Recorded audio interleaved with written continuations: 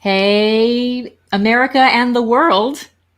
Start watching now. Oh, we did it. Oh, Danny's here too. Let's get him in there. There he is. Hey, Danny, you're late. I had to start drinking now before I could start listening now. That's right. Hey, priorities. Yeah. Priorities. I am so happy that we are up and running on this frabjous day. Kalu Kalei. Melodifestivalen has just wrapped up, and you are joining us for the after party, the most exclusive after party in town. By exclusive, I mean everybody is invited because it's public and on the internet. And by town, I mean everywhere because it's the internet. But you are joining us, 12 Points from America. I'm Samantha. Guys. That's true. Oh, I'm Eric. There we go. I'm Derek. And I'm Danny. Hi. Yeah, this is what we look like. We're so sorry. We're very white. Good morning, Philippines. Welcome. Hello. ESC Philippines. We're so happy that you're joining us. What time is it over there right now? Yeah. My gosh. What is that? 7 hours? In which direction? Yeah. Upside. Upside down. Okay, Yeah, got it. All the way over the globe. Yep. Do we all have beverages of some sort? I'm not sure. I do. Okay, I do. Marvelous. What do you have there, Sam? What are we having? I have decided to make a little bit of a concoction, having a little bit of fun with this. I had a bottle of Icelandic birch liqueur that I gotten on a layover that I have been having sitting in my fridge for a way long time. So this is birch liqueur, orange juice, blood orange seltzer, a little bit of Angostura bitters, and I call it the drink about things. I see. I like it. It was either going to be that or honoring Minnesota, the 100% that birch. Yay. It's pretty good. We can get Lizzo over in somewhere, I'm sure. 5 a.m. in the Philippines. My That's gosh. ridiculous. That's crazy. I'm so happy that you're here and you're not like falling asleep face first onto your keyboard. Yeah, feel free to go to bed if you want. I don't know. Yeah. I'm sure by song 12 they were asleep. Yeah. Eric, do you have Norseman? Do you have Norseman there? I don't. I didn't get over there. I was going to grab in honor of our lovely Melfest final. I was going to grab some Scandinavian stuff, but I didn't. I made a gin and tonic using Danny. I don't know if you remember this stuff. Oh, I do. Sylvius From dry gin from Amsterdam. From the strangest man I have ever met. This guy. So more than us. Yeah. Okay. This guy was great. He could explain. He could tell a story and did about basically every bottle of gin in this shop in the middle of Amsterdam. And it's gin. It's all he does, and he does it well. Mm-hmm. And absinthe. Apparently, he sells the true absinthe. Yeah, gin adjacent drink, absinthe. Yeah. Comfort. Hello, Prosecco. I like it. Good choice. Cheers. Always good. The bubbly. Yeah. Hey, Queen Eva. Hello. We know who you are, but we love seeing you here anyway. Mario. Hi. Bon dia. Cook well. Yeah. But I loved. We must have spent 45 minutes just hearing this guy talk about different stuff to try and I bought 3 different bottles from this guy. Mm-hmm. Oh yeah, and we had bikes. We were given bikes by our Airbnb, and mine had a child seat, so I could put the booze in the child seat. Our babies spiking around. The best thing that happened, I think, when we were there, it was he was just going down a row, right, with all the different gins and telling all of these stories, and then he gets to a bottle of Hendrix and points for a second, and then just goes, "Shit," and then moves on.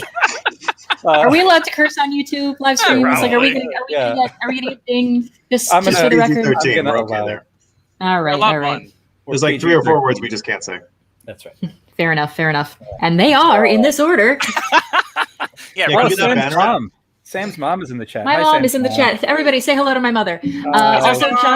Also, John Stanton, very dear friend, both of the show and of at least me and Derek. Eurovision and alcohol. Welcome. Yeah. I did Jackson, Minnesota. Hi. I didn't head over to Norseman. We just happen to have Norseman Aquavit here. So this is this is the very. I mean, we just had it lying around. This is the sacrilegious combination of Norseman Aquavit and Corbel Rosé Champagne. Ooh. It's really good. Some sort of strange sounds really good California Danish hybrid. I see how this is. If it were absinthe, it would be a Hemingway. Yeah. Carter's saying that Dali's song has just come out. So yes. So we're all I don't know whether for I 3 should... minutes. Forget you guys. Stare at our faces as we just kind of go. I wish we could. Yeah, you'll just get me for 20 minutes because I'll watch it 5 times in a row. Mm-hmm. Hey there, Lisa. Glad you're joining us.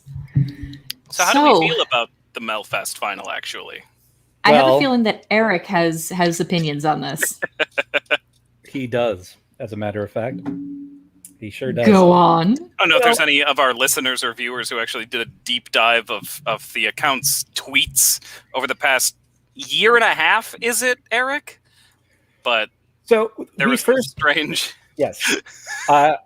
There needs to be some, if you'll forgive the parlance, horn tooting for a moment here. Yeah. Dude, we're on a live stream. Be careful. Okay, all right. Well, that's one of the words you can't say, man. We talked about this. All right. Well,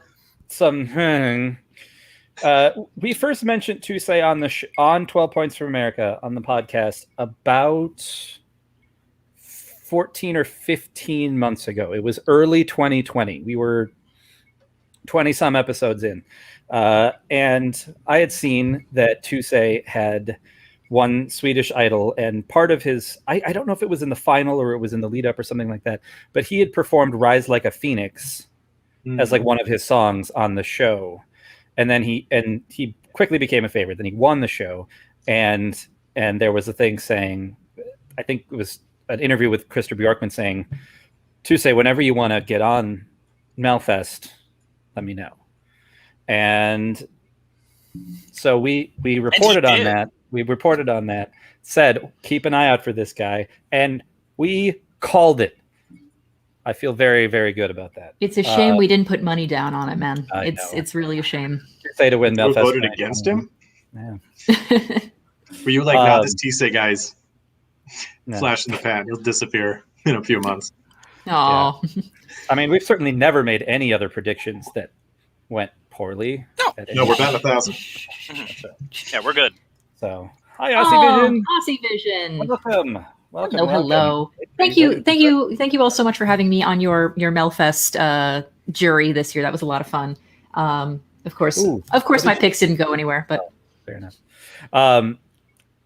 Personally, I really, really, really like Voices. I think it's awesomely crafted. I think my favorite thing about it, though, has a lot to do with the staging, and not just like the dancing or whatever that we often talk about with the staging, but like the cinematography of it. Like, it's just gorgeous looking. I feel like every performance here, no matter what it was really gorgeous, and all of the performances at this Melfest were very different. Yeah, I have a lot of different effects and a lot of different stages. I mean, the thing that Melodifestivalen has always been so good at is having innovative, different staging. It wasn't like a basic national final where a person goes on stage, they sing their song, there's a backdrop maybe, and they go home. With Melfest, they make a really, really concerted effort to make sure that every single song is memorable in some way, shape, or form, whether it's a certain kind of staging or a certain effect that you've never seen before. It's really incredible. And, you know, say what you will about Swedish music or Melfest or whatever, you can't fault Melfest and by extension Christer Bjorkman for really putting together an incredibly visually arresting show. Yeah, and the bonus with that is that every single one of those songs you could basically just copy and paste and drop right into Rotterdam. Honestly, yes. Yep. I mean, we know what is. Yeah. But the question is, if Missing Piece had won, would they be able to move that 1970s set of the game show Blockbusters all the way to the Netherlands? I'm not sure, but I think we might be having a minor technical difficulty with our dear Eric. Oh, you're back. You're joining us. He's back. What happened? You fall into a space-time wormhole or something? You okay there? Yes. Yeah. You all. Hey, Paul's here. Hey, Paul. Yeah. Hey, Paul. Hey, Paul. Joining us from Belgium. So Craig Butterly brings up the sad fact about daughter not being the winner. We noticed a odd coinky dink concerning daughter not winning again. Yeah. That she fell pipped to the post by the Mamas by a single point. Second year in a row. For the second year in a row. That's rough. That is rough. And no daughter dam. Like all those songs in the top 4 though, very worthy. I feel like I would have been happy if any of them had gone. Agreed. Mario points out in the chat that Tusay apparently just said he has a paper due tomorrow. It's amazing. What do you suppose it's on? If it's on Melfest, I feel like he's got a leg up. I want it to be on something like incredibly innocuous, like it's a paper that he has to write on like stoichiometry. He still has to take his chemistry generals. Mm-hmm. Of course. I mean, can you imagine? I mean, being 19 years old and going to Melfest at any point is just incredible and heavy and mind-blowing. But then knowing that you actually have to balance real life with that. Yeah. And, That's right. There's stuff besides Eurovision. I always forget that. I don't know. That life in Sweden just doesn't completely revolve around Melfest and Eurovision. Well, after their performance is over, they're put back in the hyperbolic time chamber until they need to be singing again. Yes. That's right. Yeah. Well, he does the paper, then he goes back in the chamber. He's got to do the paper.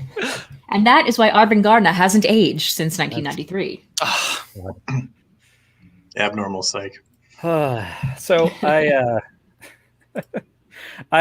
had a funny thing happen this morning that I was waiting for this to share with you guys. I went to a bakery in my neighborhood that I often go to on a Saturday morning, and I was wearing my Eurovision hat. I have a Eurovision hat from last year. Yes, and I think this is the first time this has happened to me where somebody commented on the hat, which was cool. But the comment it wasn't like, "Oh, I love Eurovision." It was, "Oh, did you see that movie from last year?" And I wanted so badly to be like, "What movie? What are you talking about?" It's so strange because it's like Eurovision is just so second nature to know about in Europe. It would be like here if you were wearing like a hat for the Scripps National Spelling Bee, and someone was like, "Oh, you remember that one movie, Aquila and the Bee?" Like, I don't care. No, I had people in my office ask me, "Hey, I hear this movie's going to be coming out. Amy, have you heard about it?" It's like, yeah, I heard about it when I ran into Will Ferrell at the press center in Lisbon. Yeah, I know. What of those people? I know. Sorry, you were there too, buddy. And he told us flatly, "I don't take pictures of Americans." He did. He really did. That's amazing. Oh, lovely. And I'm like, I just wanted to say hi, but like, Eric sure. hasn't taken a picture with an American for 5 years. That's right. So we have some guests coming up in a little bit. We do. We do. We have some. I'm not going to spoil anything. We have some very fun guests coming up. But in the meantime, we want to field your questions for a little bit. I think. Oh, for sure. Hit us up. Let us know what you want to know. I don't think Derek told us what he was drinking. Did he? Just water. Find that out. Oh. Fascinating. Okay, fine. And There's actual water, not like Voda. water. Yeah, vodka. Whiskey is derived from the word water. Aquavit also derived. Poland water. Yes, the water of life. Yes. So yeah, hit us with your questions in the comments, and we will find a few good ones, and we'll do our best to be Pithy, to be witty, we'll be insightful. very, very funny. I will bring up Mario in the chat right now that he didn't enjoy Eric Saad's song or the dancing and clothing. I enjoyed the song, but the dancing and clothing to me was very Hotline Bling. So Mm-hmm. I mean, the clothing just made me want to go and see Knives Out again, personally. What it reminded me of, I actually went ahead and pulled this up so we could do a comparison between Eric Saade and Adam Driver from this. Still from the movie he's filming with Lady Gaga. That's right. That explains so much. I did not know this was a movie. Yep. Yeah. Yep. All right, that's so that's a thing that happened. showing off the cool technology. We can just bring up photos of Adam Driver whenever we want, and that's it. That's all it can do. Welcome to 12 memes from America. That's right. So Paul, and now I'm just imagining Eric, Adam Driver singing "Popular," but like as Kylo Ren. I will be popular. As he throws his lightsaber around. And that's what breaks the glass, and that it works. It works. I see. Yeah, it's him like force choking General Hux into the window. Yeah. Paul has a question for us. I'm going to put it up on screen here. Are you, as a team, preparing for a U.S.-based press center? We have some ideas, I think. 12 Points from America is its own press center. Yeah. You can't gather together just yet. Mm-hmm. I mean, maybe if the weather is good, maybe a nice outdoor patio somewhere might be doable. I'm actually one of our guests later on in this program is going to have a little bit of experience with the virtual press center. We're going to pick his brain a little bit on that.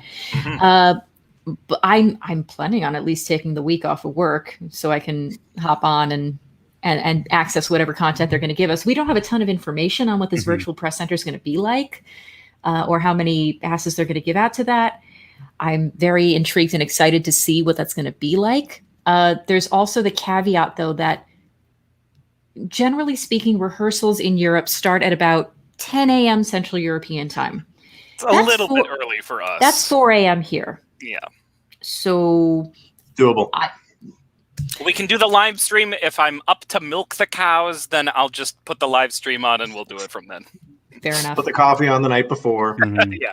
Yep. Get some instant oats going on. Get your chia pudding blooming overnight the night oats. Before. Yep. There you go. I honestly don't. I mean, the Minneapolis-St. Paul area is not absolutely starved for people who know what Eurovision is. But perhaps if we were in an actual major top 10 population-wise cities in the United States, then maybe we'd be able to field something like a U.S. sort of fan press center. But I don't think that's feasible. It would be us and then whoever wants to drive up from Chicago. Which is a 6-hour drive. That's not too bad. Mm-hmm. Not the worst. The 6-hour drive to Europe is very different. You could be 4 countries over. I want to travel again, you guys. I know, yeah. I feel like this just comes up every single time we talk about traveling literally anywhere. I know. It's just my heart just kind of... About 4 months. Come on, guys. Just get those jabs. Get your Fauci ouchies, everybody. Yep. Hopefully everybody at home is staying safe, staying socially distanced in the way that is appropriate for their needs. We want to see everybody safe and healthy and partying together in the very near future. Yeah, I'm hopeful at least a couple of us will be in Paris for Junior in November. So maybe we'll see some of you there. It's going to be Paris. It's going to be scenic Bordeaux. You know, we're gonna really throw them for a loop. It's going to be in Nîmes. You know what? Nothing says a children's music competition like the middle of wine country. You know? I know. Yeah, just bring your parents. That's right. Better than Marseille, the middle of cocaine country. Oh, geez. John Stanton does bring up a very valid point. Yeah, a 6-hour drive could take you from one end of London to the other. Fair enough. Oh man, John also has a question I really like. I'm going to throw this one up here. I was actually just about to say I like this one. Which 6 Eurovision stars, in the loosest sense, sometimes, would you invite to a dinner party? Okay, so I feel like half of these have to be legitimate, people that it would be fun to hold a conversation with and to pick your brain, and then the other 3 just have to be memes. So I'm going to take one of the meme slots. It's Jan Ullesand. He's got to come. I'm just going to serve him whatever American garbage we have at this dinner party. And he'll just sit there going. Who is it? Remind me, who is the replacement that we have for Jan Ullesand now? Martin Osterdahl. Oh, that's right. Yeah. Yeah. So what's Jan doing? So. Yeah, what's he up to nowadays? He has no excuse. He's got to come. Yeah. Mm-hmm. Carter's mentioning Sinit. I think she would be an absolute blast. Yes. She would be fabulous. Mm-hmm. By the way, love the song this year. Don't know if you guys have listened to the podcast. In love with her song. Oh, it's great. I just adore her. Yeah, she's a character. She's a character. Full disclosure. Any follower of the podcast knows that I've been in love with Sinit for 18 months now. Full disclosure, we did try to get Sunit on the podcast today. Unfortunately, it couldn't work out this time around, but possibly if this works out, if you at home are having a good time, let us know. We will try to do this again, possibly, and maybe we'll be able to get some more guests. Let's see. I'm coming at this from a different point, not just like the hypothetical, but just who I had a really nice time with. Louisa Sobral was super cool, super chill, really down to earth.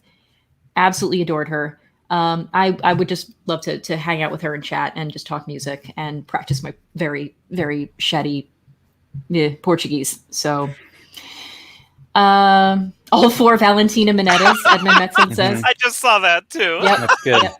I was thinking maybe like Sergei Lazarev and Five Mirrors. In that same vote, Philip Kirkorov, and then his ego would just fill up the other chairs. It's just like, so 4 of the seats would be taken up by Sunit, her wigs, Philip Kirkorov, and Philip Kirkorov's ego. And Janu Lasand and Petra. Let's say that. Yeah, That's Petra. Alex Tian makes a great point of Petra and Sarah Dawn Finer as Linda. In character at all times. Yes. That's what we're paying her for. There was no Linda. There was no Linda in the show today, by the way. I was surprised and sad about it. I mean, let her have a break. It's been a tough year for Linda Woodruff. You know, I think she's still... Dan Garrett, my thoughts exactly. Kirkorov! Yeah. God. So you at home, what were your thoughts on the Moldovan/Russian extravaganza for the launch of Sugar? I would love to hear people's thoughts on this. Love to hear people's thoughts on this. It would honestly, it would be weird if somebody piped in and was like, "It was great. It was exactly what I wanted." You know, like, Mr. Kirkorov, are you watching? Try, Kirkorov, yeah. Gosh, who else would we want? Leslie Roy, maybe. Oh, she'd be fun. Wow. Let's see. One name that comes to mind may be on this show in a little while, so I don't want to say anything beyond that. Polygenova. Ooh. She comes across as an absolute blast on camera, and she is, in fact, an absolute blast. So, yeah. Polygenova. She can come to any dinner party I'm having anytime.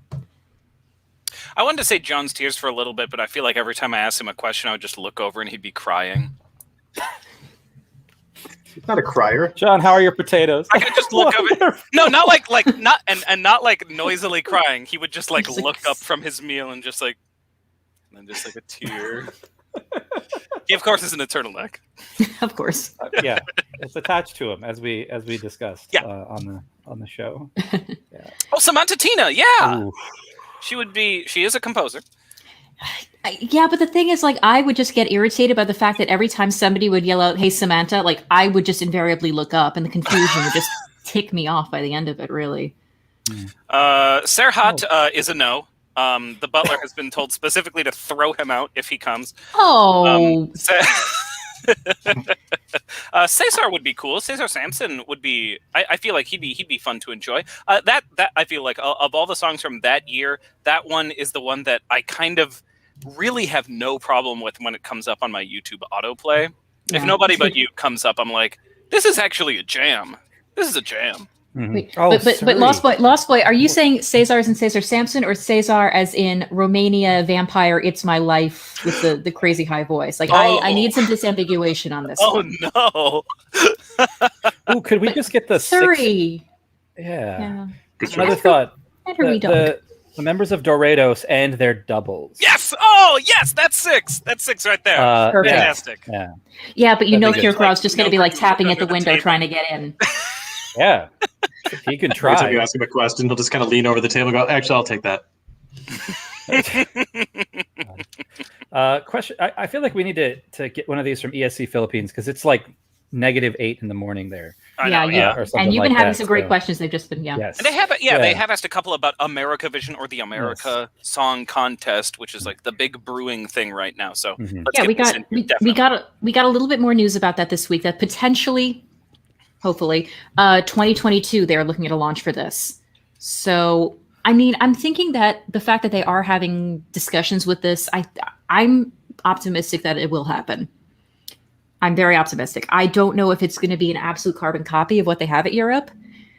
I'm very intrigued to see just the fact that we don't have the same like divisions in the United States as they do in Europe. Like there's regional divisions, definitely, but like the difference between Belgium and France is not the difference between New York and Connecticut. Right. Like that's I think about my home state of New Jersey, which, you know, Eurovision is basically a broadcaster versus broadcaster competition.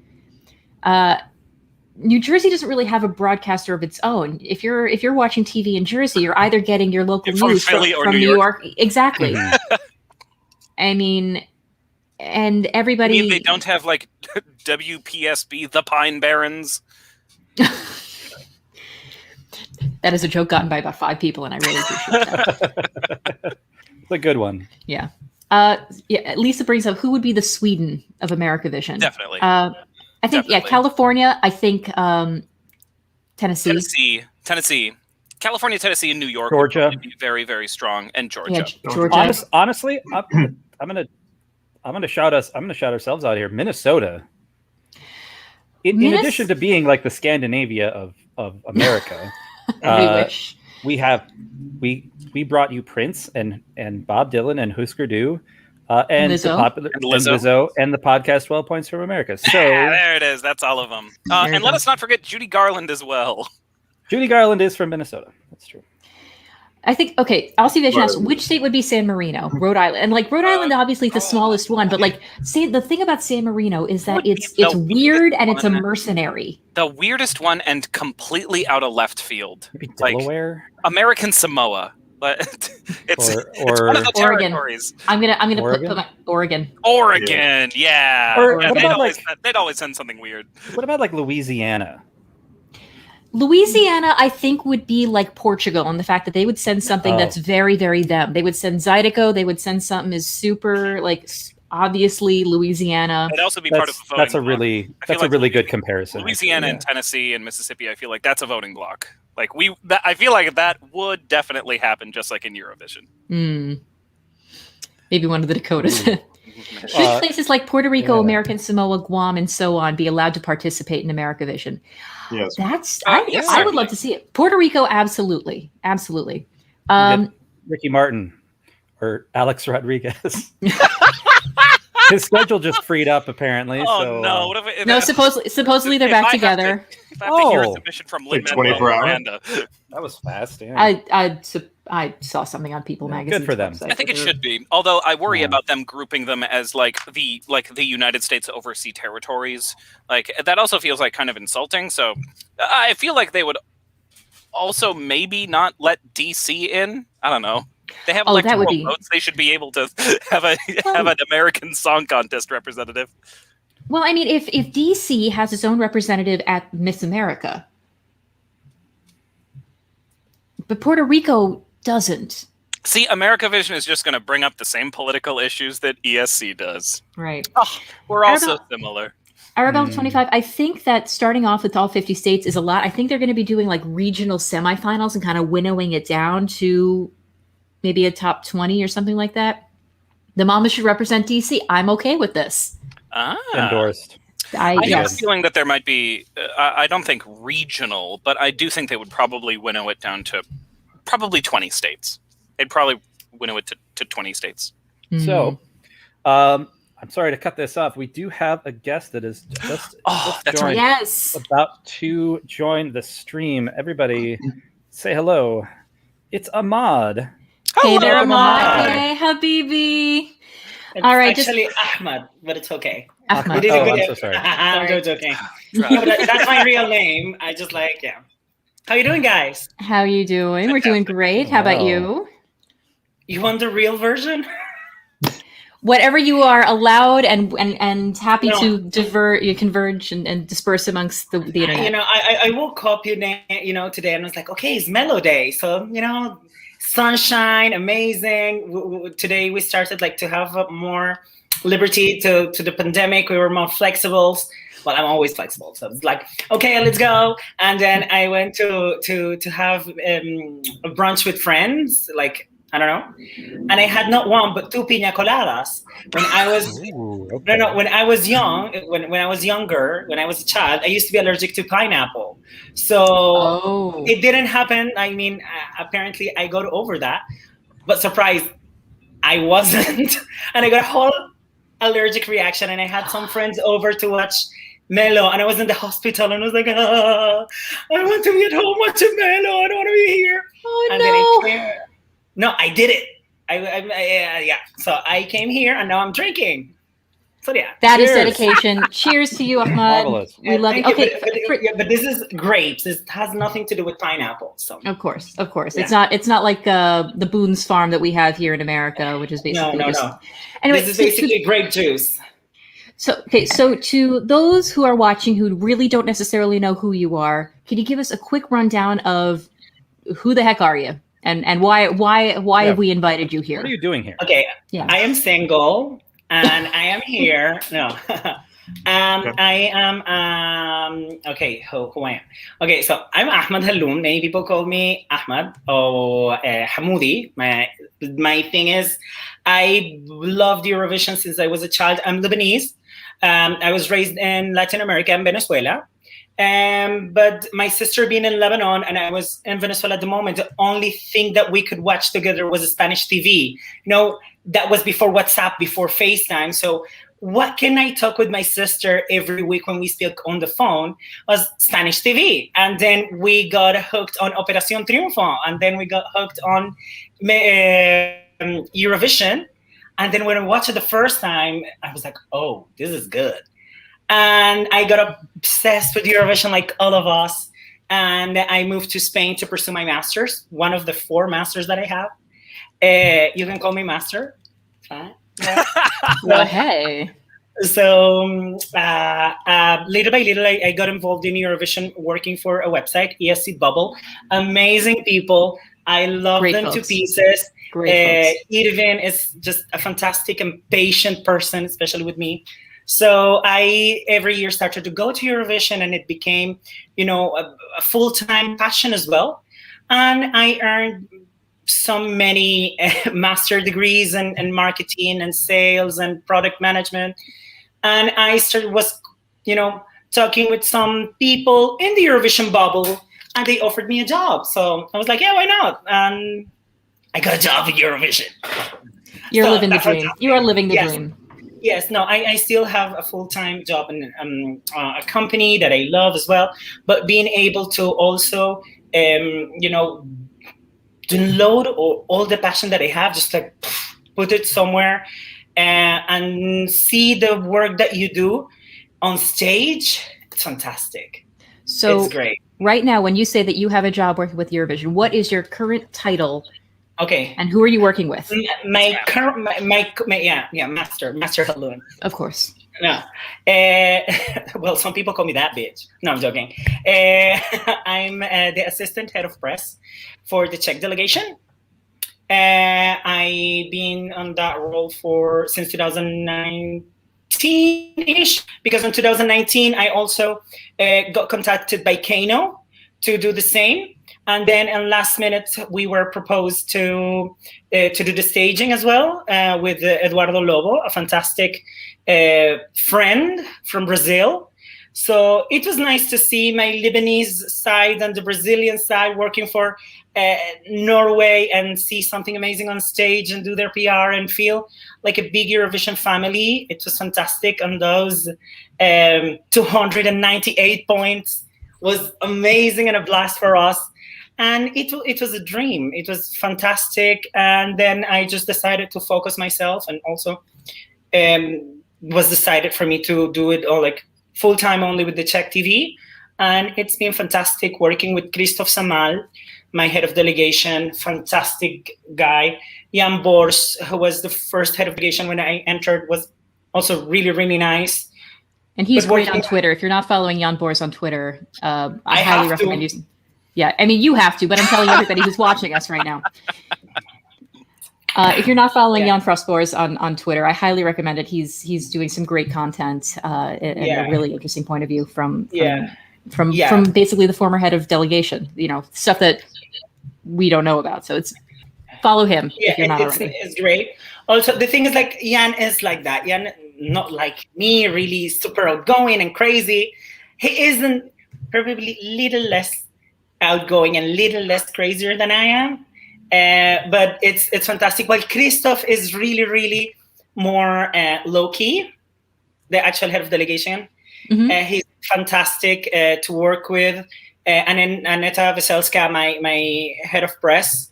It's great to learn from her and to learn from all the Czech TV team. Benny Cristo, I've been working with him for 2 years almost. And he is just fantastic to work with. And the passion that he does, being himself, it's always just good to see a person enjoying going to Eurovision, because sometimes you see on other delegations or performance that are really not into this. And it's like, oh snap, I had to do this. But Benny is just really involved and wants to do the best of him and enjoy it. Because in the end, no matter the result, I mean, you can come second, win, don't qualify, and it has been a whole, maybe I need the word in English for this, the road of the cross, via crucis. Like sort of like a mission. I'm no. When Jesus, oh, you're Jewish. I'm Jewish. What do I know, honey? Okay. I'm not Christian, but I did grow up in America, so go on. Okay, so you know Jesus. You know who Jesus is? I know. I'm familiar with Hallelujah. With his work, okay. Yes. So Jesus, before dying, he was under the road of the cross. Yeah, the Via Dolorosa. That's how you call it in the U.S. We steal. I think we steal it from Latin. I think. I don't know. It sounds so posh. La Via della Rosa is like Italian restaurant. I'll have a pina coladas. Yeah. Okay, so for some people, going to Eurovision is La Via della Rosa. You know what I mean? Oh, like a pilgrimage. Yes. Yeah, it's just like this is suffering and awful. But yes, it's a really nice guy. The only bad thing about working with Benny is that he's very picky with food. So we have to. I mean, I'm Lebanese. You know how I am. If you ever see me in the press center, I'm like, here is food. Here is like, I got you sweets from Lebanon. I got you sweets from Venezuela. I cooked this. You remember we can bring food to the press center. So it's like bringing food, and I like that. I like the people to feel comfortable, especially the artists that I'm working with. So Benny is vegan. And completely the opposite to vegan. Is like, okay, where can I find vegan food for him that is good, that is tasty, it's different, and yeah. So that's the only thing. And I'm so lucky to call that or to say that this is the only thing to work with Benny that's complicated. But yeah, Benny is just fantastic. The song, now you're all gonna say, "Oh, I like it." I don't care. We like it. I genuinely do. Okay. So the friars might be having a cross to bear. Yeah. So that's fair. Yeah. I guess so. It is. Yeah. If I can interrupt for a moment. Speaking of Benny Cristo, Benny's here. Hey! There he is. Benny! Hey, Benny! Hey! What's up, guys? Hey! Oh, it just said to me right now. I've never discovered more streaming services and like online video chats than during this year. This is crazy. Yes, exactly. Seriously. I don't even know. Like, there's like, I was like StreamYard, like literally any kind of like, how do you call it? Like naming of something is like StreamYard, Stream Freaks, Stream, Stream like Love. like pulling names out of a hat, basically, just putting them together. Sure, it's a new company. So sorry, guys. Hi. I'm sorry. Hi. Welcome. You are live. We are so happy to have you here, Benny. I'm Samantha. Hi, we've got Eric. We've got Derek and Danny, and Ahmad. He's you're sick of him. You're let's get him out now. Yeah. Okay. I can go. No. Stick around. You're going to sit here and answer for your crimes. I didn't say anything. I said that I like to bring him the best vegan food that I can find. Jesus. You tried. He did say that. He did. How are you guys doing? We're good. We're good. We're thrilled to have you here. It's an absolute pleasure. It says that you're live already for 40 minutes. Right? Yeah. We started right after Sweden wrapped up, so we've been talking. We've been maybe drinking a little bit. Nice. This is just a party, and we're happy you're with us. Nice. All right, man. Yeah. Did you watch? Did you watch Melfest? Right now, I am at my grandma's house, so I wasn't able to watch anything but my grandma and her new dog, who is right now here with me. Wait. Oh. That is a new dog. That is a. Hello. Hello. Oh, this is the content I always wanted to bring to this stream. Yeah. This is my sock. Hello, Sock. Oh, nice. Hello, Sock. Nice to meet Sorry, you. guys. That's all good. All the people with food fetishes are so happy at the moment. Oh. Well, I can go even one step further and take the socks off. No, man. Jesus. No, baby, please, no, thank you. And it's all here on YouTube, folks. Yeah. Can go both ways. Oh, it's on YouTube? What? Yeah, this is live on YouTube right now. Oh, fuzz. Yep. And that's one of the words that we can't say. All right. That's all right. No, but I said fuzz.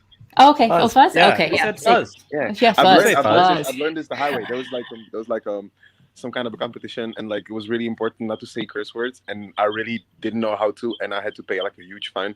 So ever since that time, every time I'm trying to say some word, I say like fuzz. What the fuzz? So I say fuzz, and if I want to say like I know it doesn't matter. So I just know how to pronounce it. Tell us some other non-swear words.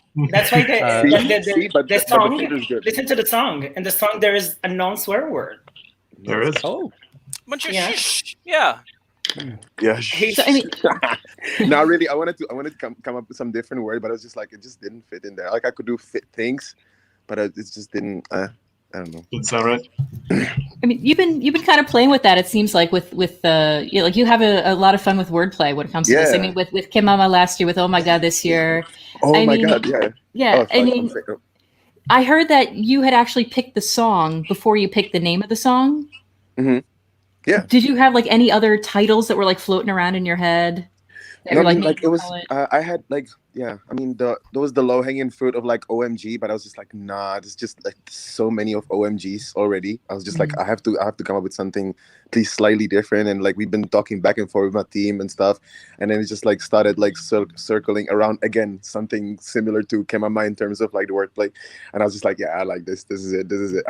I just love when it's at least a little bit creative, when it's just like when people have to think. Sometimes they have to think too much. Like with Kemama, people didn't even get it until now. I'm like, they're like, so why is it Kemama? I'm like, okay, mama. Like, okay, mama. And they're like, what? I'm like, okay, mama. And they're like, what? And I'm like, oh, fuzz. So that's what that happens. Yeah. Yeah. Well, it turned out all right. Yeah. At least as a word, part of my job is actually checking what's around the song, online. And there's this lady, bless her heart, that she watched the video.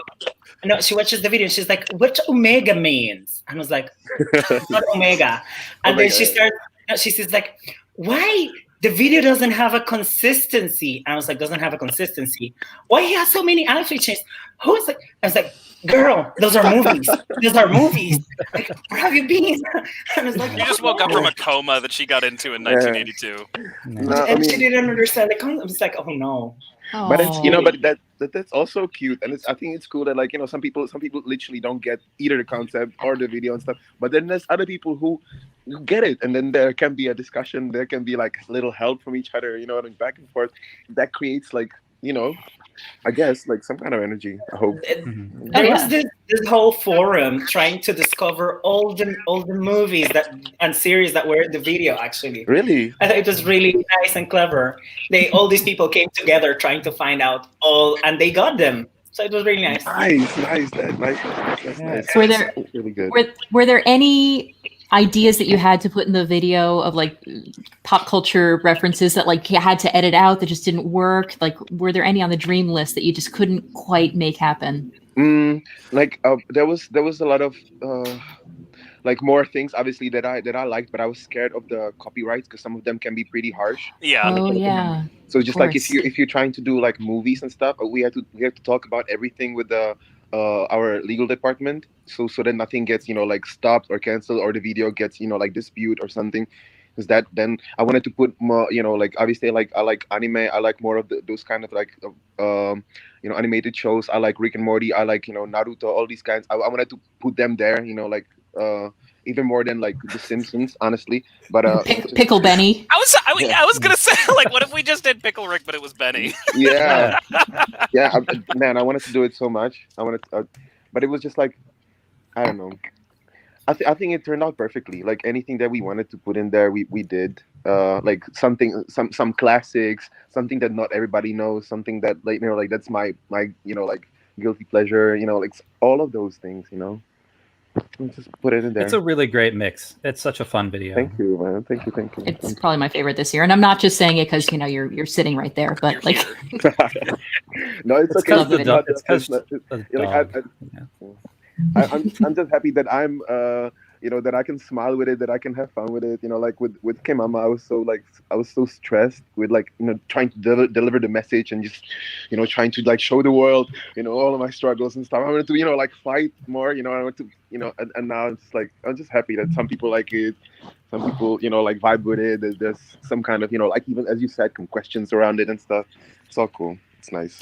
I mean, like last year you had a national final that you were going up in, and this year it was just all you. Do you felt like you had like more freedom, that you could just kind of just go in, take more risk, or did you feel like you had to be more Eurovision because you knew that that's what it was going to be?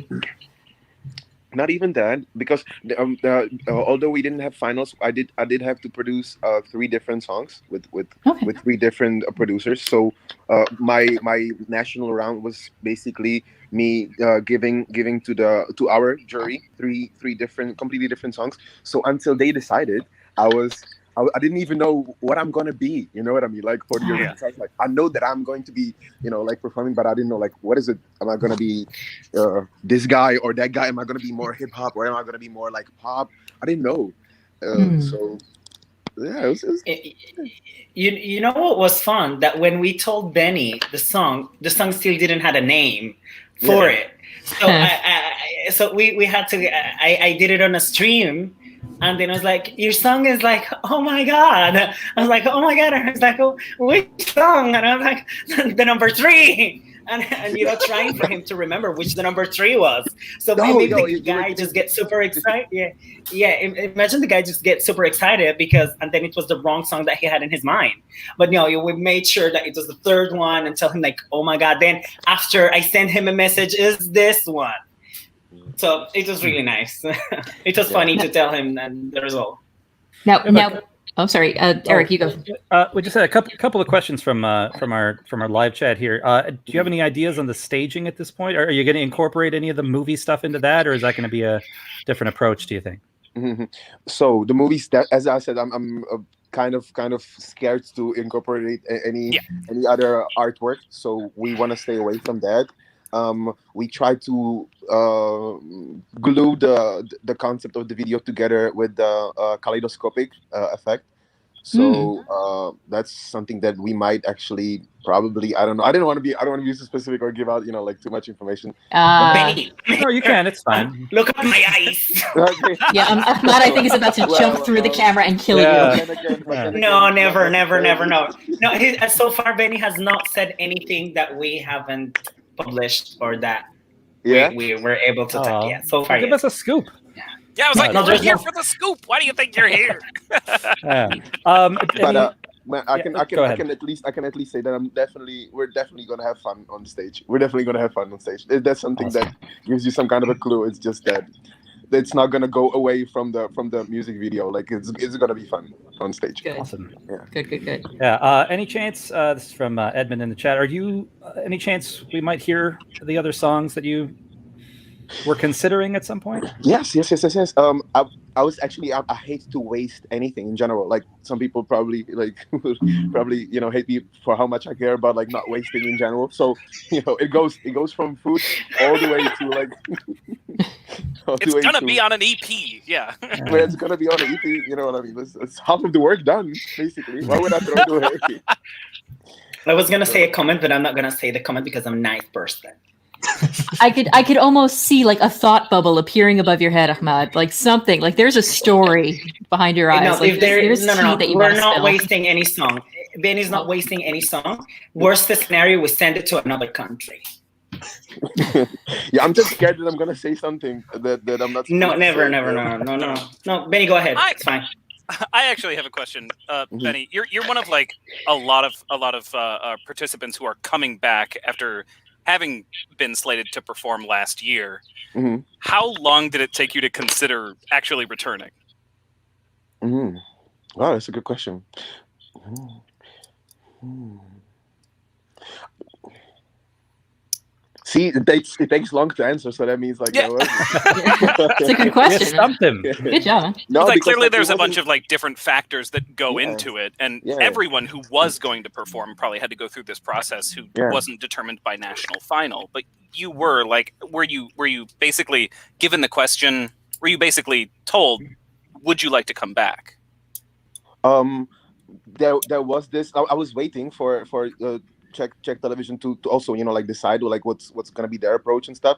But in terms of myself, as obviously as an artist, I was also thinking about the other contestants that wanted to do it so bad. Like they wanted to perform as well for Czech Republic, and I was thinking like, is it fair for me to perform next year? Because I don't want to be, but there was also other participants from Czech Republic that time is ruthless, so obviously there's people who don't have like all years to wait until this their turn. So me taking another year from them to try is I could see it as like selfish. It's like I'm basically hogging 2 years for other artists to also show what they got in terms of like the world. But so I had to convince myself that I still deserve a chance to perform. So I think that was the biggest I think a question for myself was just like, do I deserve to take another year of other people's light, that limelight? Is it fair? Is it okay? And then I was like, yeah. Benny, I can tell you something. I can tell you something. I wasn't performing the song the way that I want to. I didn't show what I have, and I think I deserve a chance to show it to the world. And I think I have something to show to the world. I believe every person's energy is unique, obviously, but I didn't get to show mine, and I think I won the right to do so. So, so that's how I like to approach it. Benny, one thing. Me as your colleague in this journey and this project, as a colleague, as your assistant head of press, I think it was a pleasure working with you and seeing how creative you were. And I think myself, I'm not going to speak about from the whole team because I don't know everyone's thoughts, but for us was a pleasure working with you. And that's why I think the decision came to invite you again, because you're creative, you're fun, and fantastic to work with. And we saw a potential in you. And I think that was part of our delegation's view to do it. And me, as Ahmed Halloun, a Eurovision fan, as a person that has nothing to do on this work, I believe that you worked your butt off. Can you say butt? Yeah, you can say butt. I guess. Yeah, I think you worked your butt off, and you won a national final, fair and square. And I think you earned the right to be in Eurovision. And it wasn't your fault that there was a pandemic. And I think you deserved the second chance. I'm not speaking about as a delegation member at the moment. I'm speaking to you as a Eurovision fan, as a Eurovision consultant, because that's so fancy. So I think you earn your right, and I am really happy that the Czech TV decided to give you another chance because you deserve it, and I'm happy for that. Thank you so much. I just want to hug you right now, man. This is like honestly, like yeah. It was a tough final too. There were a bunch of great songs there. Full disclosure, I didn't vote for you, Benny. But I'm glad that you're here. I downloaded. There's the scoop. There's the scoop. I downloaded the app, and everybody was just like, "Yo, Benny, it's everybody for themselves." I was just like, and I voted for Bara because I really like her song. She's it's like very slow song. White Black Holes, yeah. Crazy vocals. Yeah. Slow. It was amazing. I loved her so much. So yeah, I also had my head somewhere else. But then Czech Republic has sent I think these past 3 years have been absolutely fantastic. Some really great submissions. Absolutely. I mean, for a country that was out of it for so long and then just hopping back in, the last couple of years, the delegation has just been sending innovation and different stuff and quality. It's not like the same stuff year after year after year. Oh, yeah. And I really appreciate the delegation for that. And frankly, the Czech voters for selecting such a wide variety of stuff. So. I think at the moment, if you see Benny Cristo decided to take part on our national final, it's funny because the Czech is the national round. So it's really funny. The national final of the Czech Republic, currently we decide to put not very, we have a short selection of songs, not many like Melodifestivalen or Dance Melody Grand Prix, 20, 25, 28 songs. The thing is, we decide to choose genres of music that's currently in the Czech Republic and give opportunities to artists who are newcomers and people like Benny that have enough tables and enough experience and this trampoline that Eurovision is. So for us, it's important to also the Czech TV or the Czech audience to identify with the songs that they're selecting and sending, because this is what it's being listened to in the Czech Republic. Even though I think it's the own music that Czech has, they exported and it worked. Thankfully, so far, and it's gonna keep working. Hopefully. Absolutely. Hope so. Yeah. So that's our approach, and we really appreciate the fact that you guys, see it in that way, and we're really thankful, and we're thankful for the votes, and also Benny's songs. There was no song that we received from Benny that wasn't Benny. I listened to the songs and I was like, okay, this is Benny, and this is Benny, and this is Benny too. That's what we want. One of the songs just like, this is an app. This is just an ABBA song. No, but in general, I'm trying to not have a specific genre. That's why some people were confused. They were like, "Oh, I thought you're doing, like after came out, I thought you're doing like Afro. What is this? It's like such a different." I'm like, I'm really trying. My whole life, people try to always put me in some kind of a category. Like when I grew up, I was like, "Yo, you are mulatto, you are gypsy, you are this guy, you are, I was always in some kind of always since I was born. You are vegan, you are this guy. I was always had to, because I don't eat this, I have to call myself this because I look like this. And then I'm starting doing music, and then everybody's like, "Oh, so you're a rapper?" I'm like, "No, I'm not. I love singing." "Okay, so you're a pop singer, so stop rapping." I'm like, "Why?" So that's what I'm trying to say is that, like, I'm really happy that, like, this song is completely different than the previous one. Like, it's such a different vibe. People are like, "Is this for Eurovision, or is this really you?" I'm like, "This is so me. I love pop. I love Afro. I love rap. I love everything." Yeah. So you guys are certainly welcome to stick around. I do want to welcome in our next guest who just arrived. Coming to you live from. Yeah, stick around for a little bit. At least you can say hello. I assume. A few minutes. Yeah. Maybe you're meeting for the first time. I don't know. Yeah. Perhaps. From North Macedonia. It is Vasil. Welcome. It's Vasil! Hello. Vasil, Benny, Vasil. What's up, Vasil? Man, you have such a great background. I'm like in hell right now. Oh no! Don't make me turn it. I'm in the exact same position. So the thing is, Benny, you have the dog. Yeah. Oh. Nice to meet you. Nice to meet all of you. Benny, Ahmad, it has been such a pleasure to get to meet you guys, to get to chat with you. I wish you all of the best in Rotterdam. Thank you so much. And beyond. Thank you. Hopefully our paths will cross soon. Thank you, Sam. Thank you, guys. 12 Points for America for having me and having Benny as well. Vasil, lovely to meet you. A big hug to North Macedonia. And see you all guys in Rotterdam, inshallah. Hopefully Benny, so. See you in a while. Cheers. Bye, guys. How do I get out of here? You're trapped. I'm serious. You're stuck here forever. It appears he figured it out. Hello. Hello. Vasil, it is so wonderful to meet you, Vasil. Obviously representing North Macedonia. Here I stand. Welcome. Welcome. Thank you. Very good to be here. Is I see that you're. I'm sorry? We're in Minnesota. That what the situation is everybody in New York? No, we are all in Minnesota, actually. I don't know. Yeah. I thought it was New York. Whoa, no, I'm friends with Emma Backfish, who lives in New York. That's Hi, Emma. Hey, Emma. Hopefully you're watching this. We'll do you proud. Have you ever been to Minnesota? I have actually, which is funny. Yes. We did in my sophomore year. We did a concert tour in Minnesota. Exotic locale. And in fact, we stayed in a funeral home. All right. So there you go. I See? Okay. Well, Yeah. interesting, huh? Yeah. okay. I hope that hopefully you'll have future experiences in Minnesota that are more positive than staying in a funeral home. I hope so. Oh God. No, it was great.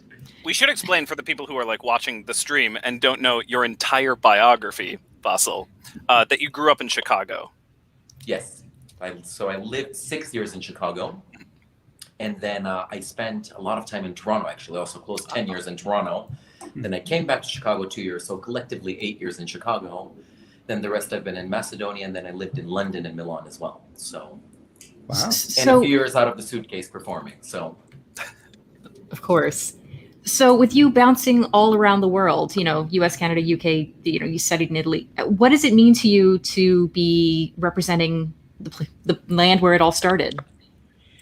it's unreal. I mean, it's for all of us, especially in Europe growing up, this is your childhood dream if you're in music. I mean, and for us, it's harder in Macedonia because last few years, it's internally selected. So you don't really know what happens, how it happens. And I remember I've wanted to do it since I was a kid. And then when I met Tamara, I was in Chicago at the time when Proud was going on. And I helped out with the song, ghostwriting the song, and I prepared her. And she said, "You're coming with me." And when I experienced that energy on the stage, I remember bluntly going up to the head of delegations and I said, "I am ready and responsible for this, so please put me in the game next year. I will make you proud." So I just was so blunt. I was like, I will not beat around the bush for this. So last year happened. I was so excited and heartbroken because we released the song on the 8th and everything closed on the 12th. So we didn't even get to start our journey. Oh, that's right. Yeah. So that was because we were one of the last ones. I had done my postcard, which I still hope they send me so I can share that because that was the best thing. Oh. And then it just all locked down. So it was devastating because you're like, I've worked my butt off to get here, and but we're all in this situation globally. So yeah, right. Yeah. Oh my gosh. Here we are. Can you tell us what the postcard was? Of? Yeah, what was the postcard like? Yeah. Postcard, I was vertically dancing, hanging off a building. Wow. Oh my God. We can share it with everybody. Eurovision, come on. Yeah. Please. All right. We'll put it on the stream right now. We'll do it. I released a few back, just videos that I recorded with my phone, but I'm still hoping. I was hoping that they would use it this year, but the whole concept has changed. Yeah. But it was an unbelievable experience. So we have to start a petition to Avratros or the EBU to all right, so somebody has to get this set up. Where do I sign? Because I need to see this. All right. So as you mentioned before, you were a backing singer for Tamara in 2019, North Macedonia's best result ever. Can you spill any tea about the experience behind, backstage? Any favorite moments? Any highlights from Tel Aviv that you're allowed to share without somebody wanting to track you down and kill you? I don't know if you have any specific ones. We met the mamas because we were literally us, the backing vocalists, had a different path. Everybody has a path on the stage. Mm-hmm. So I was used to high five and we warmed up with each other. Because at first in the semifinals, we warmed up to them singing because our mics were off. So that was a beautiful moment. And I just watched the finals. I was hoping they would go again, but alas. So I wonder if that makes me the first singer to go 3 years in a row. Because if they had done it, then it would have been Sam would know. Going Sam, back to back. So delve into your memory. It's a magic number, so bring it on. I think you would have to go in a fist fight with Valentina Mineta to see who comes out on top with that one. Ooh, and she seems scrappy, I think. She bites. Yeah, but other team, nothing really comes. I mean, we were such a good team in Tel Aviv. I can tell you that another one of me being blunt and eager, when I had met Tina and Marie, who did the staging for Tamara, We had this morning ritual of go to the gym, and then we had the beautiful weather in Tel Aviv. So we're out tanning at the pool every minute we had before we would be locked in the theater for hours. So I remember I looked at them and said, the day I go to Eurovision, you're doing my staging. So lo and behold, so she's I got my ladies with me. Oh, fabulous. Awesome. Fabulous. So when you knew that you were going to be coming back for 2021, how did you decide what your new song was going to be like? I mean, you could have gone in 100 different directions. You could have had something kind of chill and jazzy like you could have had something a bit more Macedonian like Patuvam or Sudbina, but you kind of went back to your roots. So the hard thing was I didn't know until literally the day I posted. So when they called me in, so it was, you're just like in this anticipation, you're like, is it happening? Is it not? You never know. And as I mentioned in the music video for Here I Stand, literally when the contest was canceled, I wrote that beauty. Just remember sitting down, came out and I said, whoa, this is something special. I'm going to use this. I don't know what it's for, but I knew I was like this. It just literally poured out. So that's what it was like to me. Did I have intention of writing it? No, just the message came through me. So when they asked me to do it, I said what I said last year. I said, we have to have an open call, because you never know who's going to write the song. Last year, I submitted 5-6 songs. Wow. And then when I heard you, to me, I said, this embodies the other side of what I want to do. And that's the one thing I'm the most upset about, because the song we recorded, the radio version, which held all the ethnic elements, which were saved for live. So that's the one where I was like, just let us blow this thing live. So, but one day I would love to do it with those girls that I chose, because those are some of my favorite voices. So all those ethnic elements would have popped on stage. And then this year, many songs came about. And then I was very certain that I wanted to bring forward Sudbina and Here I Stand. So that was the 2 I submitted. And there were beautiful songs, but I kept telling them, I said, yes, I'm an educated singer. Yes, I can sing anything, but is it me? And I told them, and I said, gonna be very honest, we all voted. So when the whole jury voted, Here I Stand, I said, I'm very proud. And I remember, even get goosebumps right now. I said, I'm proud, and to me that's victory, because I get to show the world who I am. Yeah, so this is all you. That's how the song came about this year.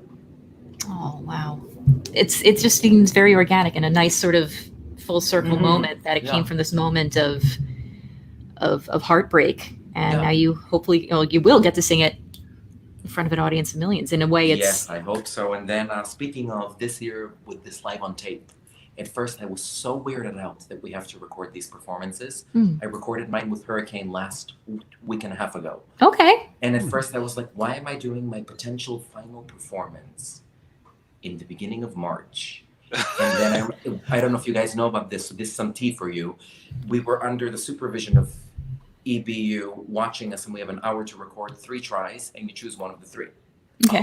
So I think Junior was running the same way this year. Yeah. 1, take number 1. Oh, God. I was like, are you guys listening to me? I said, at first I hated you, but I want to say thank you, because this might be the biggest blessing in disguise, because I get a dress rehearsal for Eurovision with the lights, with my costume, 2.5 months before I go on the stage. So I said, thank you. See you in Rotterdam. Oh, that same rigorous, like regimented approach?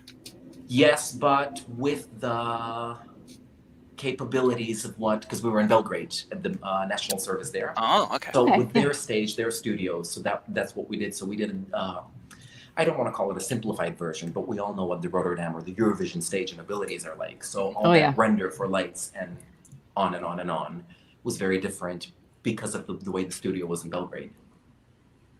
Wow.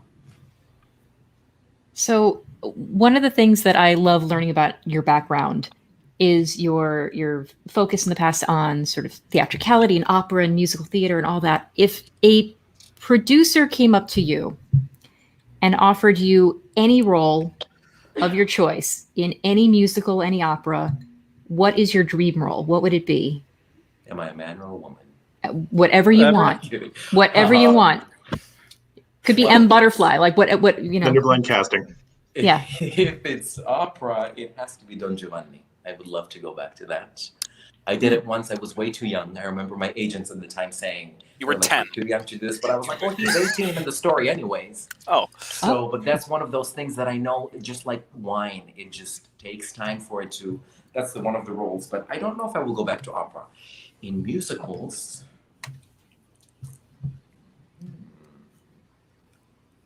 honestly, I have no idea. Jesus Christ Superstar came to mind. As Jesus, I assume? I don't know if that would be the one. Oh, there's plenty of fantastic roles in Jesus Christ Superstar. Again, what do I know? I'm Jewish. Do you have I'm a Stephen Sondheim fan? So for me, it's that if I had an idol, a musician, it's Stephen Sondheim. Ah, a good one to choose. Do you have a favorite musical or like a role that like really pushed you into this line of work when you were younger? Not really. I mean, it all goes down when I was living in Chicago as the Chicago Children's Choir. That is my foundation, what you call the military of my discipline came from there. And that's how I ended up singing with all the pop stars. We were chosen as soloists. So anytime any pop star would come through. So even I remember when Aida was in town, Heather Headley, we sang with her, we sang for her. So the list of artists that we went through and got to meet that to me was the opening of that. Because yes, I grew up as a child pop star. Then we moved to America for a better life. And when that ended, it was dream coming. I was 7th grade, going into puberty, not speaking English. And it was music that opened the door. So when Judy Hansen is one of my mentors, my mama, who said, come to me, and she took me every day after school for 2 hours and she would teach me English word by word. And she started playing different styles of music. So that's when that door opened for me. And she said, you have to join the Chicago Children's Choir. I became the soloist, and then the rest is history. I did most music theater, pop, show choir. And then there was a competition in the States. They said, you have to do it. It has pop singing, musical theater, and opera. And I was like, what the beep is opera? And she said, we want you to do opera because we know you'll win the other two. And so that's how I got introduced to opera. I had to learn 5 pieces. I did it, and it was regional. Out of, I can't remember, I think 700, I ended up getting first place. National out of 10,000. First place, and that's when the deportation happened. I was supposed to go study in New York. Oh my God! Yeah. We're gonna write a book one day. I tell you. You seriously could. But so going back to the answer, how I figured that out, what turned me on to opera was the fact that I couldn't do it. So I was like, okay, I'm gonna do this. And the best advice, going back to Chicago Children's Choir, they said, do opera, learn all the rules, because we know you're a universal singer. Learn the rules so you can break them. So. Good advice. That's really good. Absolutely. Do you remember when you were first learning opera? Do you remember what operas they taught you? Like what character did you sing? Singing my aria that I won the competition with was from Wagner, Tannhäuser. Starting off with Wagner. Yeah, but I mean, okay, it's a very lyric baritone role, so it's beautiful singing. And then we did the Italians. You know, we did Little Messiah. We did the 24 Italian. I mean, it was one of those competitions where I had to do 5 different languages styles. So that was it. And then I was a Mozart singer. I pretty much did every Mozart role. And in the 13 years I was in opera, maybe did 50, 60 leading roles. So wow.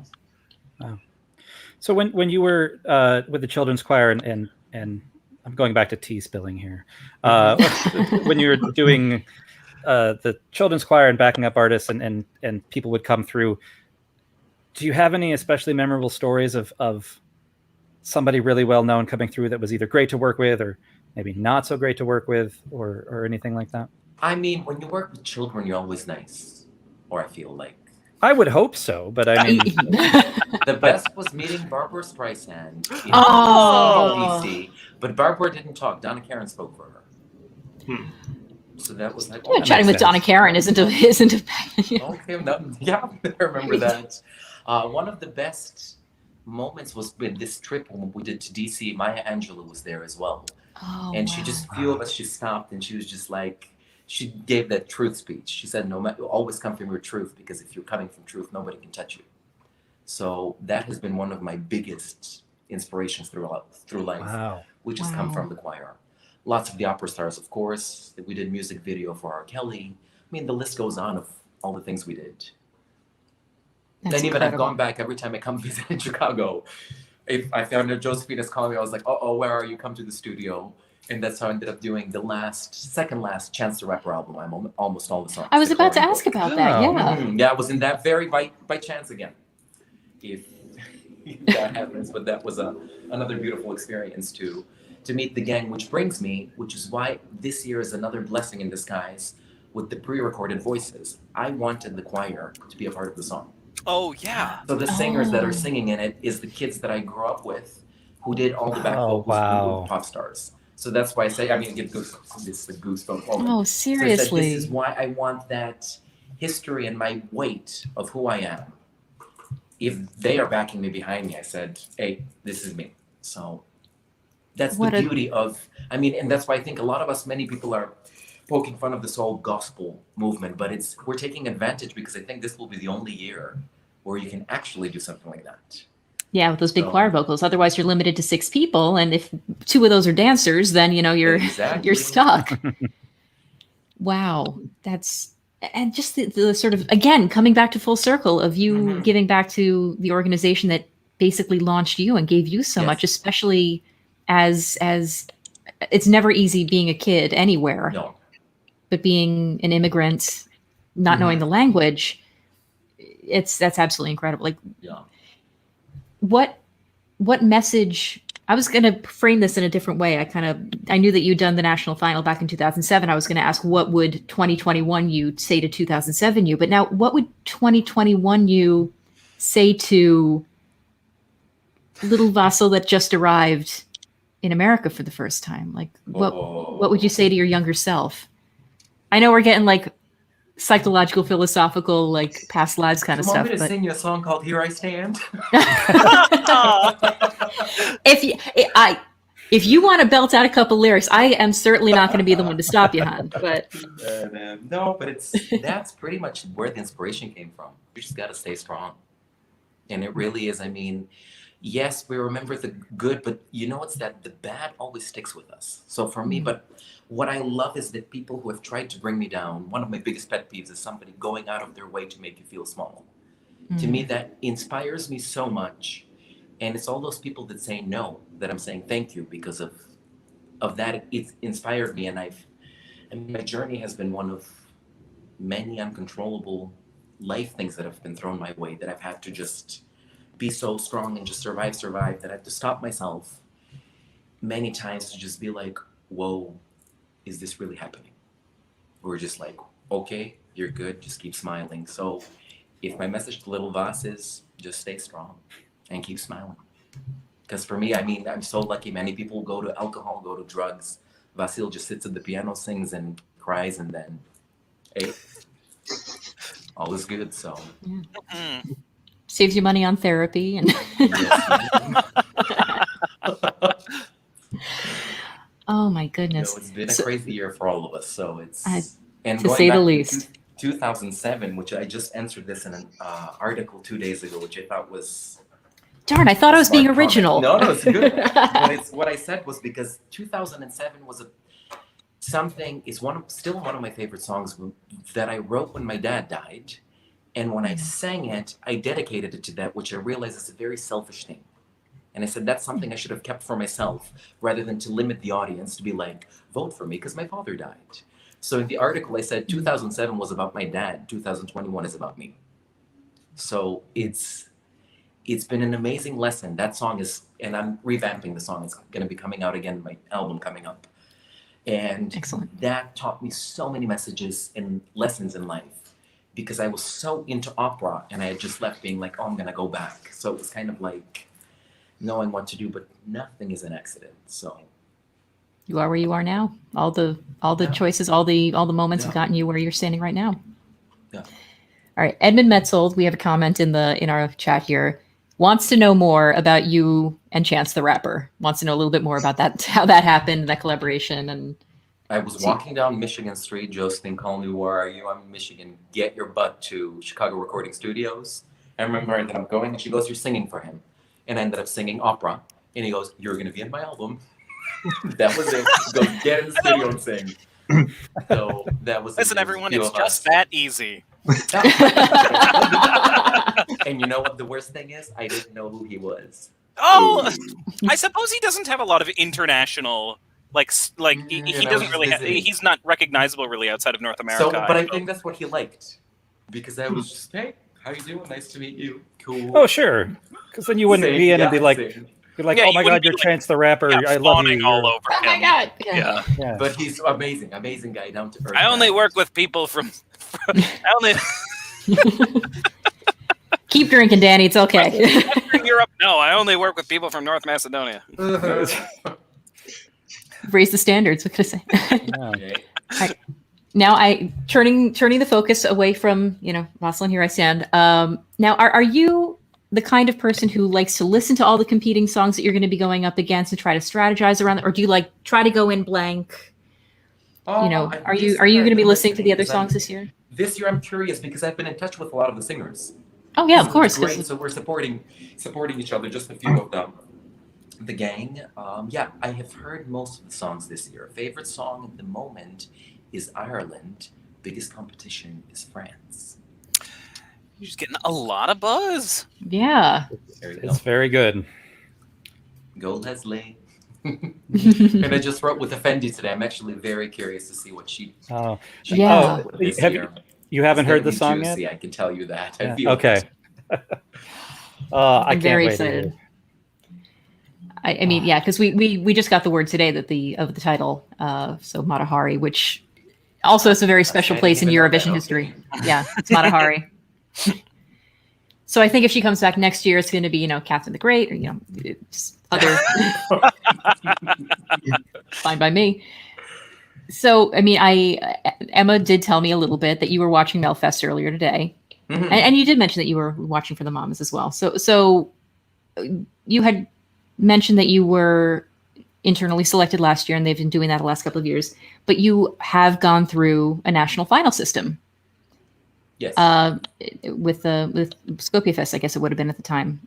Do you feel like there's an advantage or a disadvantage between a country doing a national final route versus an internal selection, or is it really just?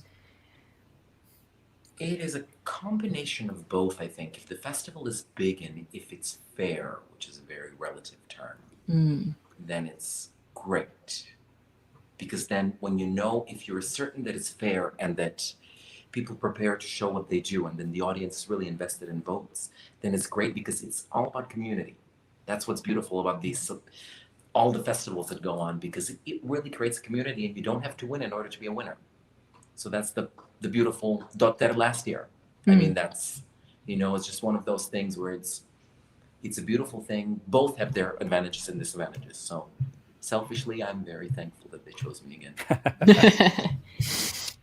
And I'm sure actually the head of delegation was probably very thankful that it's Alexandra, is it? That you approached? Mary. Mary. Oh, Mary. Alexandra, head of press. That's right. I'm sure Mary was probably very happy that you probably saved her a lot of work. It's like, he wants in, just pick him. It's easy. He ready. Yeah, exactly. All right. Fun question, sort of a silly one that is a bit of a 12 points from America tradition. Mm-hmm. What is your favorite kind of soup? This is very important. This is a very, very vital question. Okay. Which one do you like best? Soup, but very, very spicy. Very nice. I likes to eat. All right.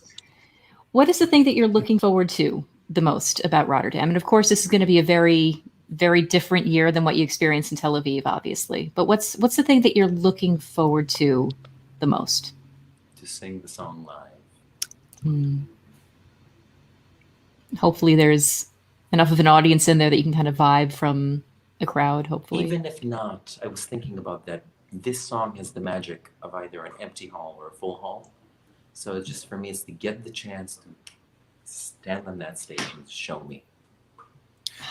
I had to wonder that if perhaps if the EBU made the decision to have it be an empty performance hall, not an audience, Yeah. not like there were robots behind the cameras, but if a more emotional sort of chamber style song would work better than like a bop, than like a club hit. And I think we might see that this year. So I think you have an advantage. It's a very hard song to sing, so that's the one thing. Certainly appears so. Yeah. Somebody had asked me, "What's your favorite part of the song?" The 10 seconds where I don't sing. Just breathe. Yeah, sing, choir, sing, so I can breathe. Yeah.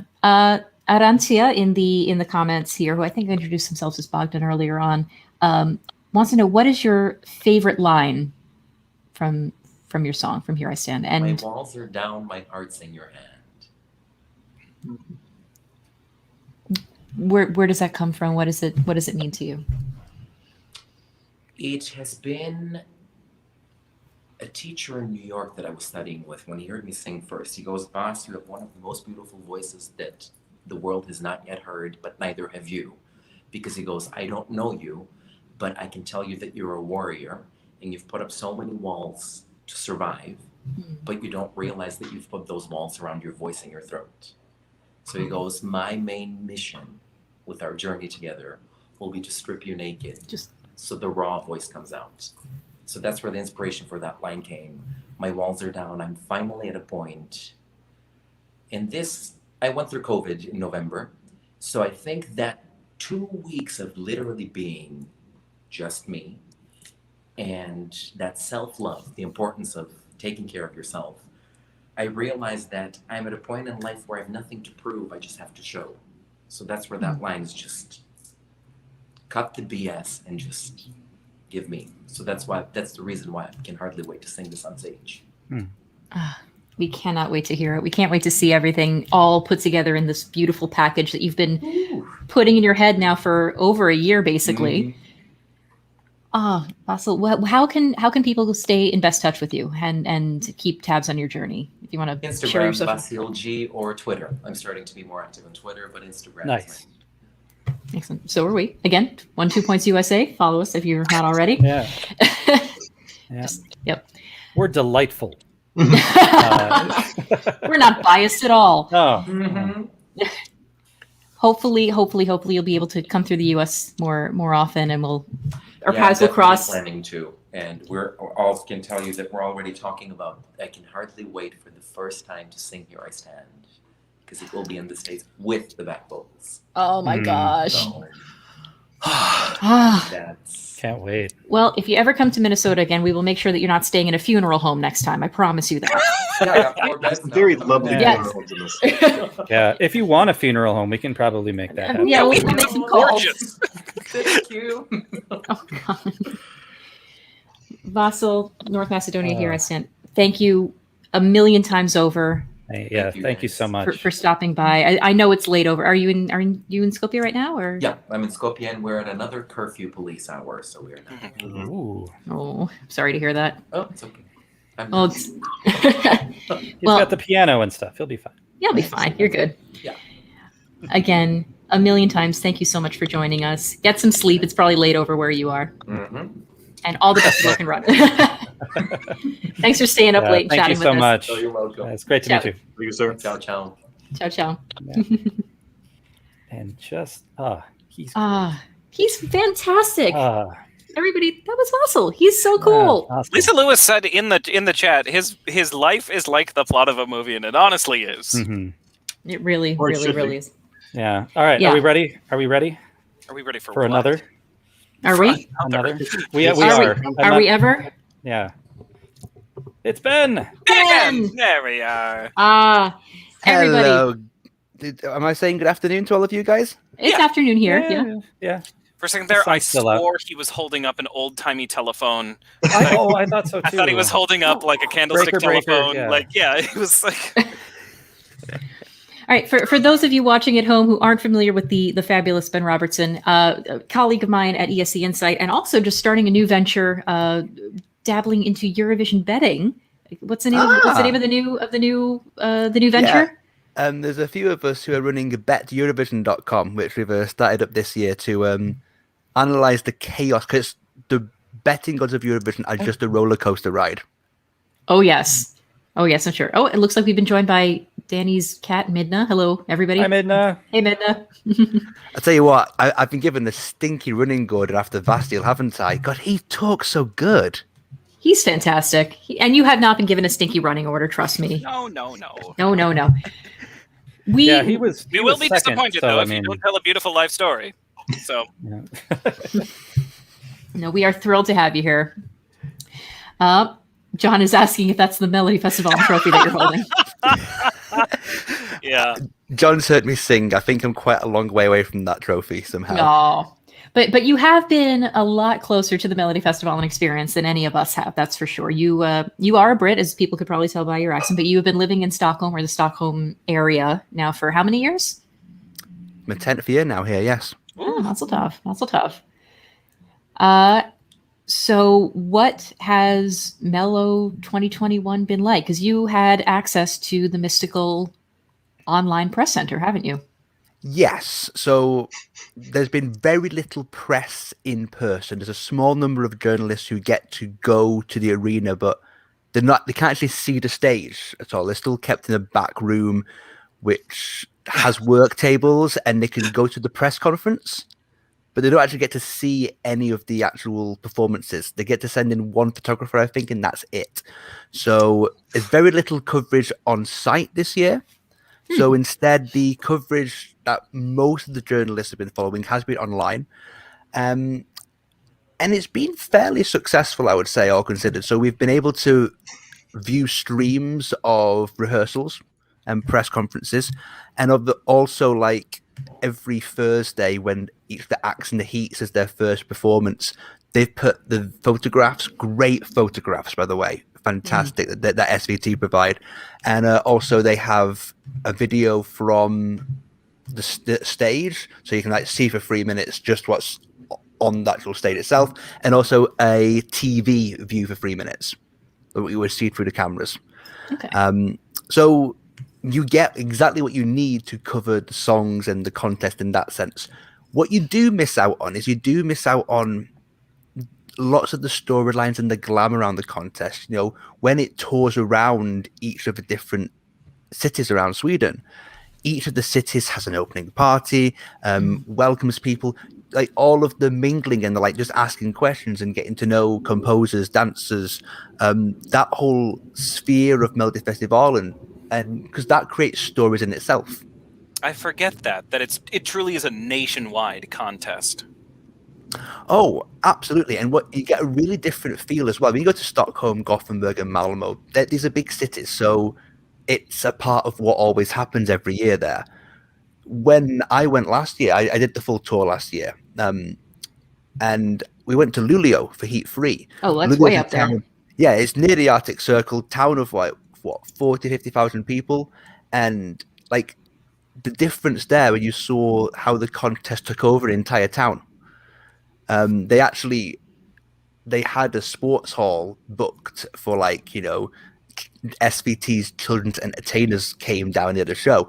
They had to like limit the number of people coming into the sports hall. The entire town had turned up for this activity. 2 in the afternoon on a Saturday.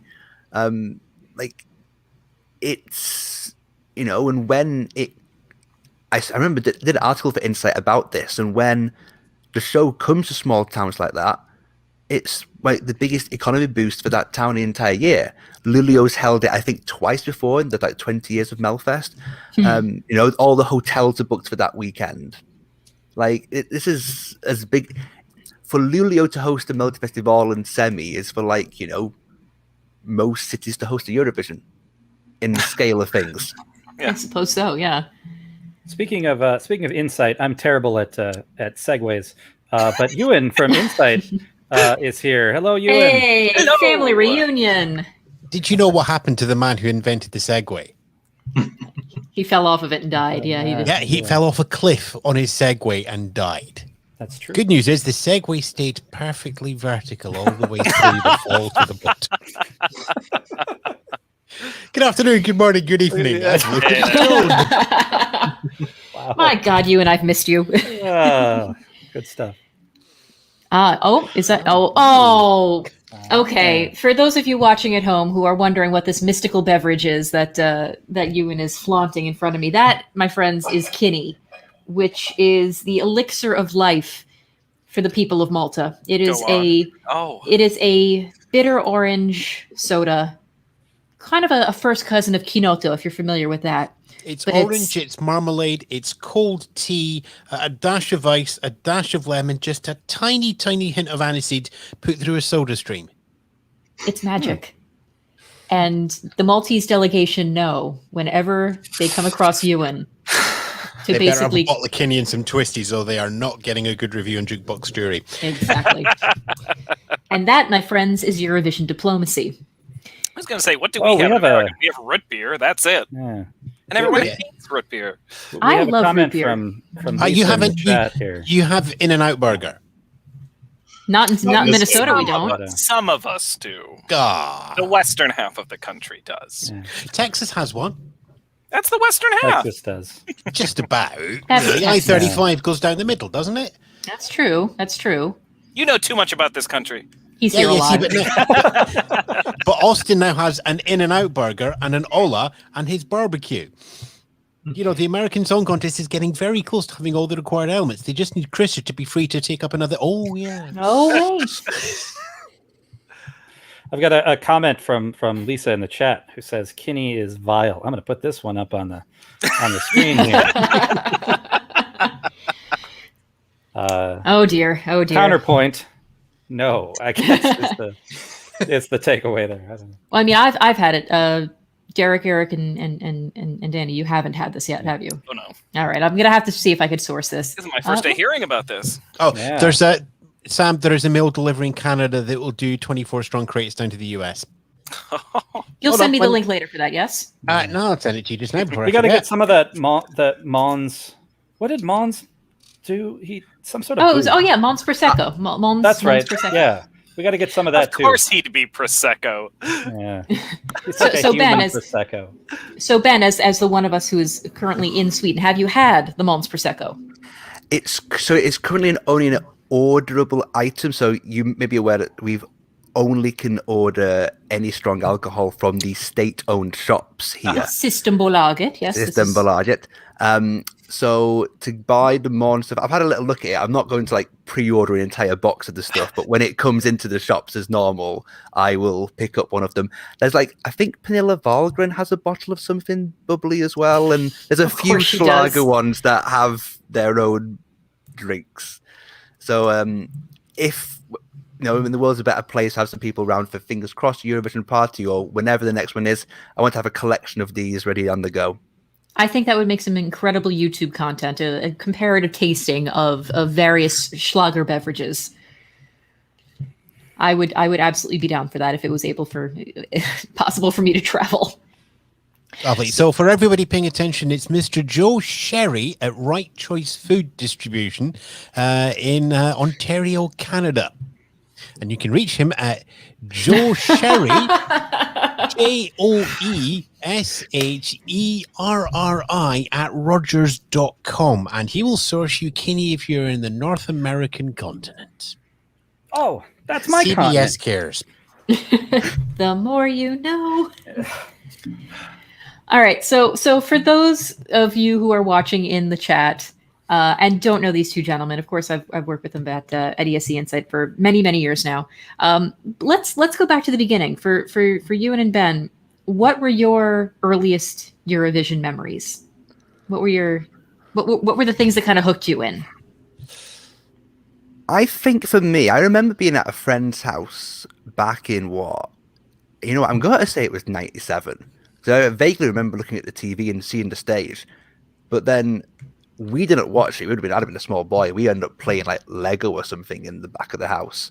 The first memory for me thinking I was invested in it would have been 2003.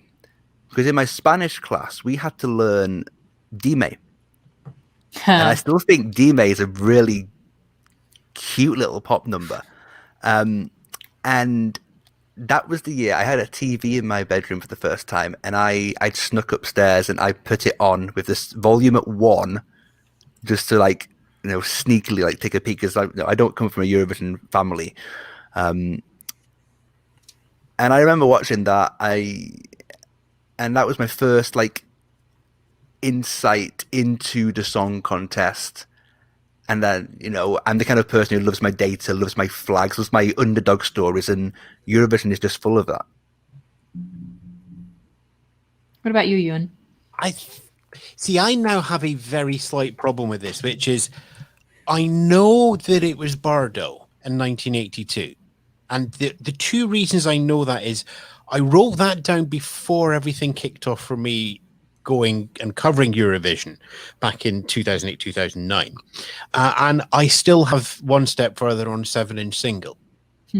But all my other memories are, for want of a better word, corrupted because I've went back to those shows. I know intrinsically that every May I took the black and white TV out of the kitchen, took it upstairs, watched Eurovision, brought it back down again at the end of Eurovision because it had to be back there in the morning because Lassie was on it from 9:30 in the morning or something.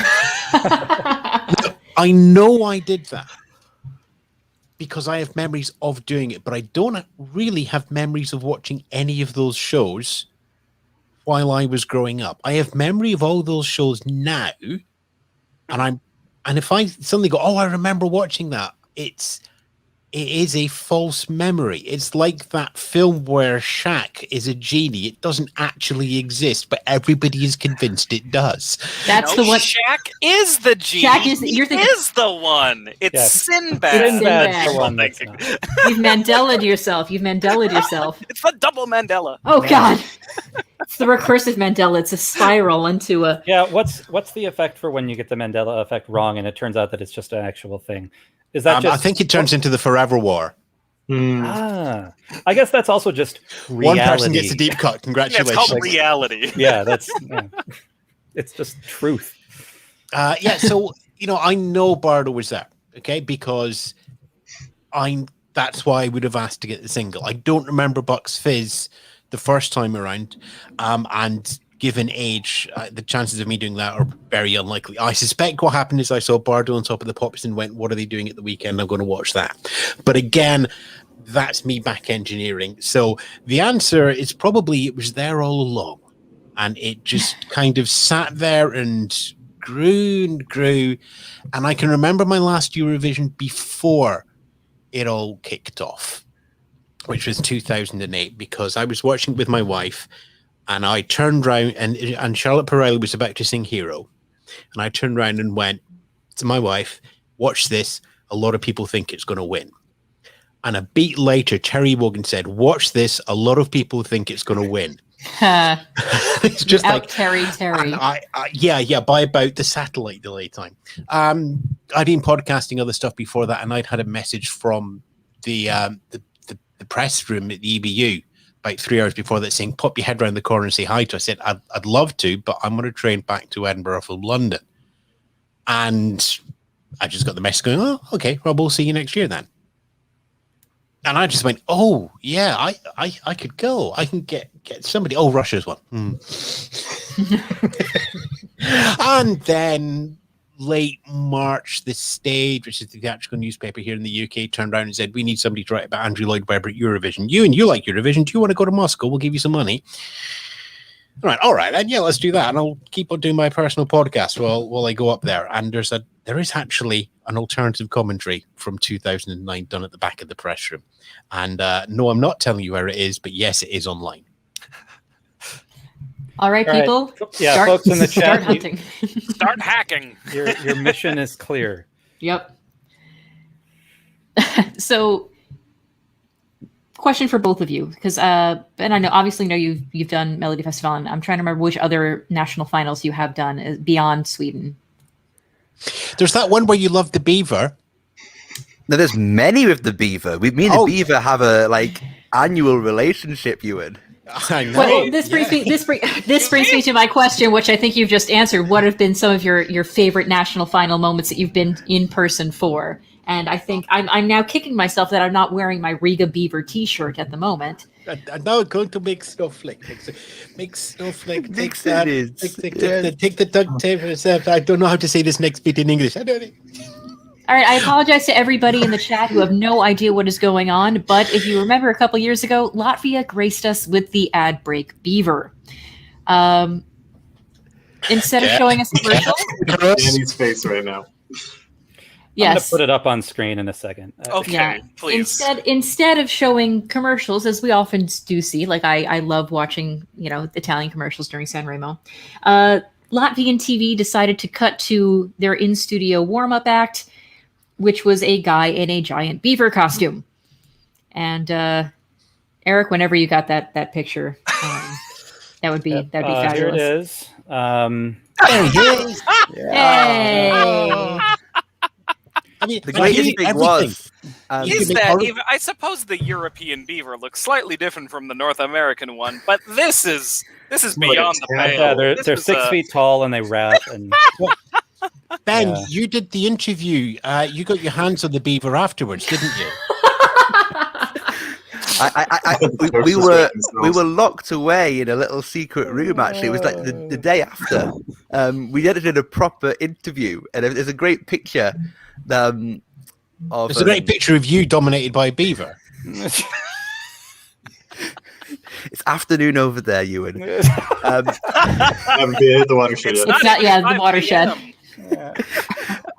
And I remember this. I did this interview with the guy in the beaver suit, and then I remember the photograph came up like 2 years later because it was like a meme came up of like the UK trying to find the next Eurovision act with like Graham Norton's face over my face interviewing the beaver. That was a great national final memory. Graham Norton's face was above beaver. It's a phrase that has never been spoken before. Yeah. Is the question greatest national final memories? Like traveling around, Sam? Because I think the one I want to mention here is before the beaver's creation. Would be the proto beaver. There's proto beaver. The first one that me and Ewan did, which would be 2014 in Latvia together. On so many levels, that national final was epic. They sent all of us out to Ventspils for a start, so it wasn't in Riga. Ventspils had somehow paid to host the national final, but that involved driving all the press in a minivan for 3 hours, all the way to Ventspils in time for the rehearsals. I took the boat from Stockholm to Latvia with nothing.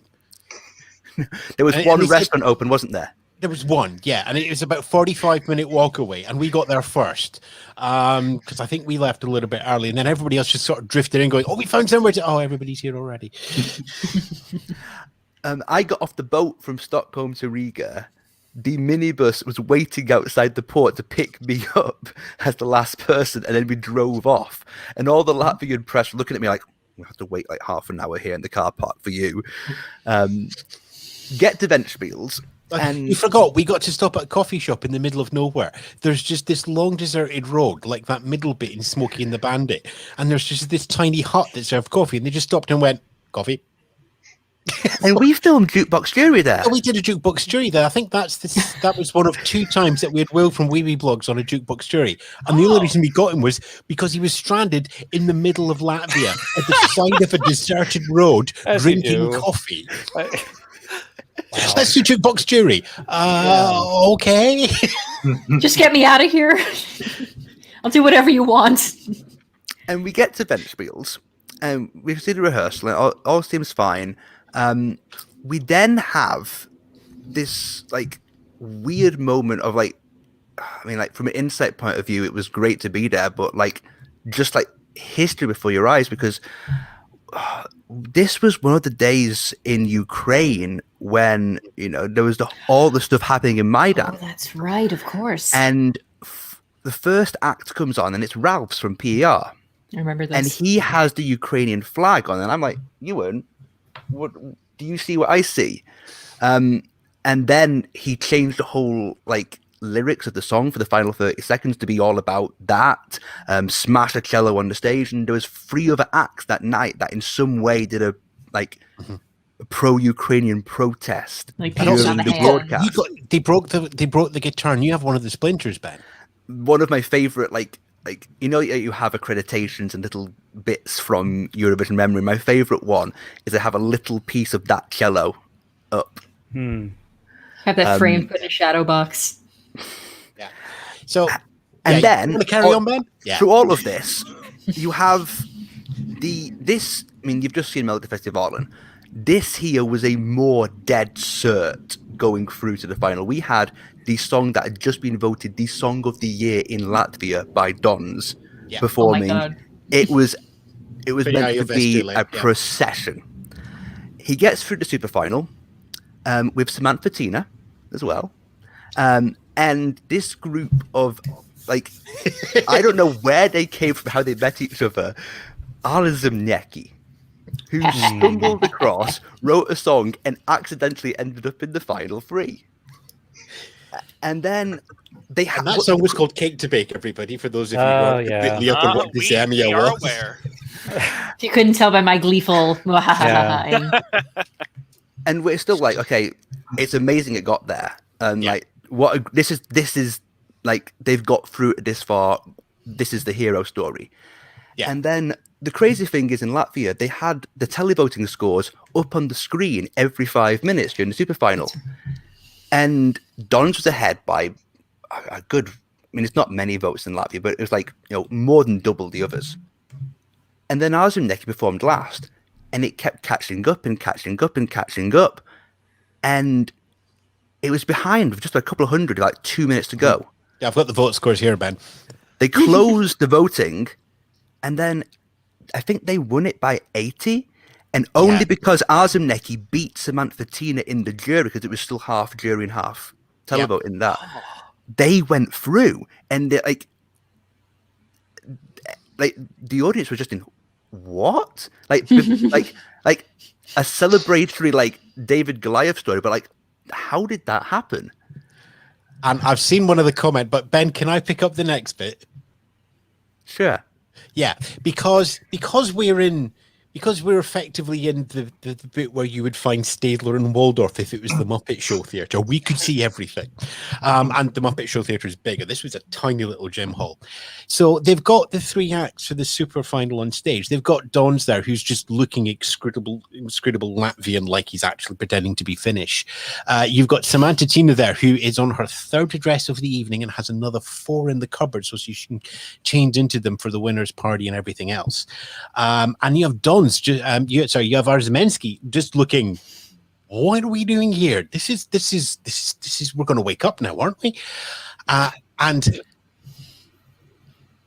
all the way through, you could tell that Samantha Tina was realizing that she was losing because the votes had been on the screen. She was getting half the votes of Dons, half the votes of Cake to Bakes. And every time the camera won, she had this perfect Hollywood Oscar smile. And every time the camera light went off, she was throwing daggers at the Cake to Bake lot. And it was just this perfect performance of left, right, right, throughout the night. And this is one of the things that I think is going to be absolutely impressive at Rotterdam. Her camera angle work is going to be perfect. She knows exactly where a camera is and when the camera is on her and when it isn't. And I think I have a photo of her reaction there. It's I'm just kidding. Okay, I mean, if you want to be fun, he's actually duetted with an 8-year-old girl, who's dressed as a fairy, singing "Let It Go" while he makes an origami snowflake. I remember that very vividly. It's hard to unremember. Let it go, let it go. Photoshop some like 409, some Windex onto that beaver's hand, and that's Samantha Tina. Yeah. Any truth to the rumors that Samantha is the Riga beaver? Anybody? Probably not, but probably not. No, because we actually know who it is. Is it like Banksy? Like it's like a secret?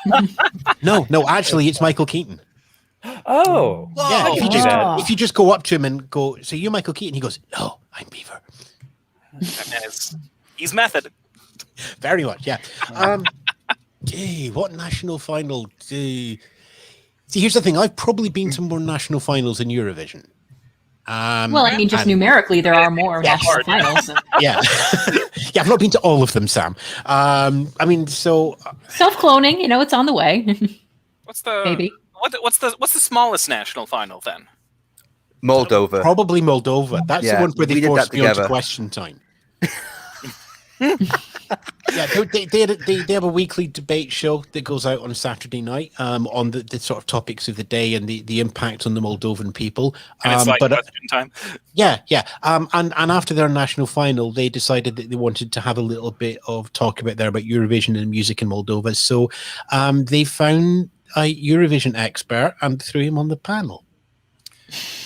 And then who could that have been? And then proceeded to do the entire program in Moldovan and not give me a translator. Oh, and they thought it was going to be okay because I was sitting next to the guy who'd won, and he would translate for me.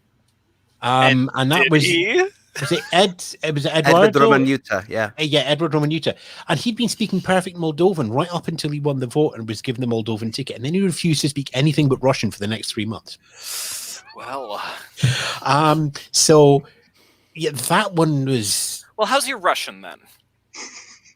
I've not done a Russian national final because there's like 3 of them and you get 2 days' notice. But Ben, didn't you get close to one of them? I don't. Or is that just the Eurovision Latvia one that's closest you've been? Yeah, I've been to Latvia a few times because they've had the preview parties as well. It's also really easy to get to. I did go to see. Okay, well, we'll do the Russian one because Russia was the first Eurovision Song Contest I actually went to on the ground. It wasn't the first Eurovision event. The first Eurovision I went to on the ground was Eurovision Dance the year before. Of course, but that was through in Glasgow, and I got an invite by City. He's like, Daniel Salcedo. Yeah, indeed. Yeah, if all I'd known then what I could tell him now. Stick with her. You'll be in a Netflix film in 20 years. So many She said, what's Netflix? Get off my property. So yeah, I went to Russia, the Russian one at quite short notice, like 2 or 3 weeks before. And I, we landed there at the airport, which is, it was like Ryanair Moscow, so it was like an hour and a half away. And you get the train into Moscow, and the train itself is like everything you've ever seen in a John le Carre movie. And yeah, it was like metal and a little bit of metal and then a tiny bit of cushion on the seats. And if I looked carefully, I could just make out the shadow of Alec Guinness in the other carriage. And I stepped off the train when we got into the Moscow station, not the main Moscow station, just the sort of, this is the one that takes you to the airport. And there was a full army band there waiting for me. I got off the train and the Russian national anthem kicked off in front of me. Nobody else was on the train, by the way. Okay, this was just like the shuttle run train, and I stepped off, I walked off, and I turned around, and the band starts playing. I later worked out that it was actually May Day, so there was a whole bundle of celebrations, and they just had everything. Was it like, you guys, Ewan's coming, you have to make a good impression? Yeah, it's like, I've never been to Eurovision. What's it going to be like? And you're walking down the street. I was like, is this just a waiting for Guffman scenario?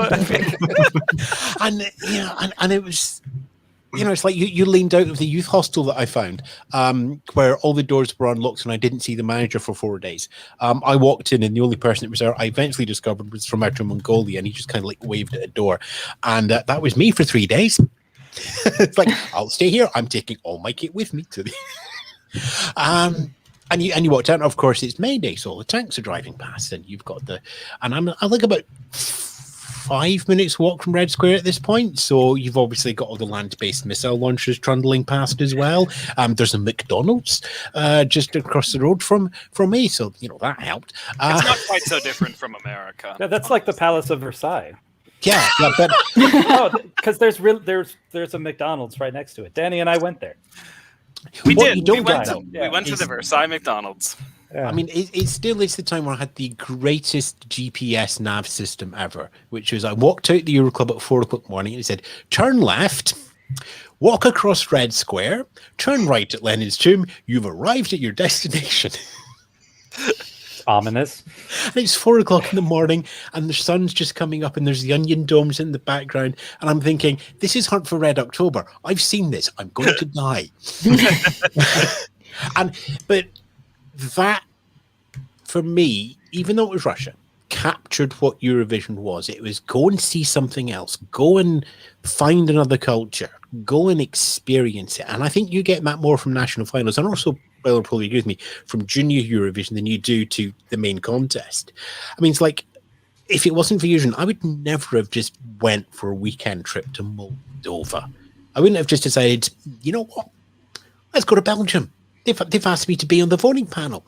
I don't like any of them. None of them wear socks apart from her. She sings in front of a spider's web. She can have my vote.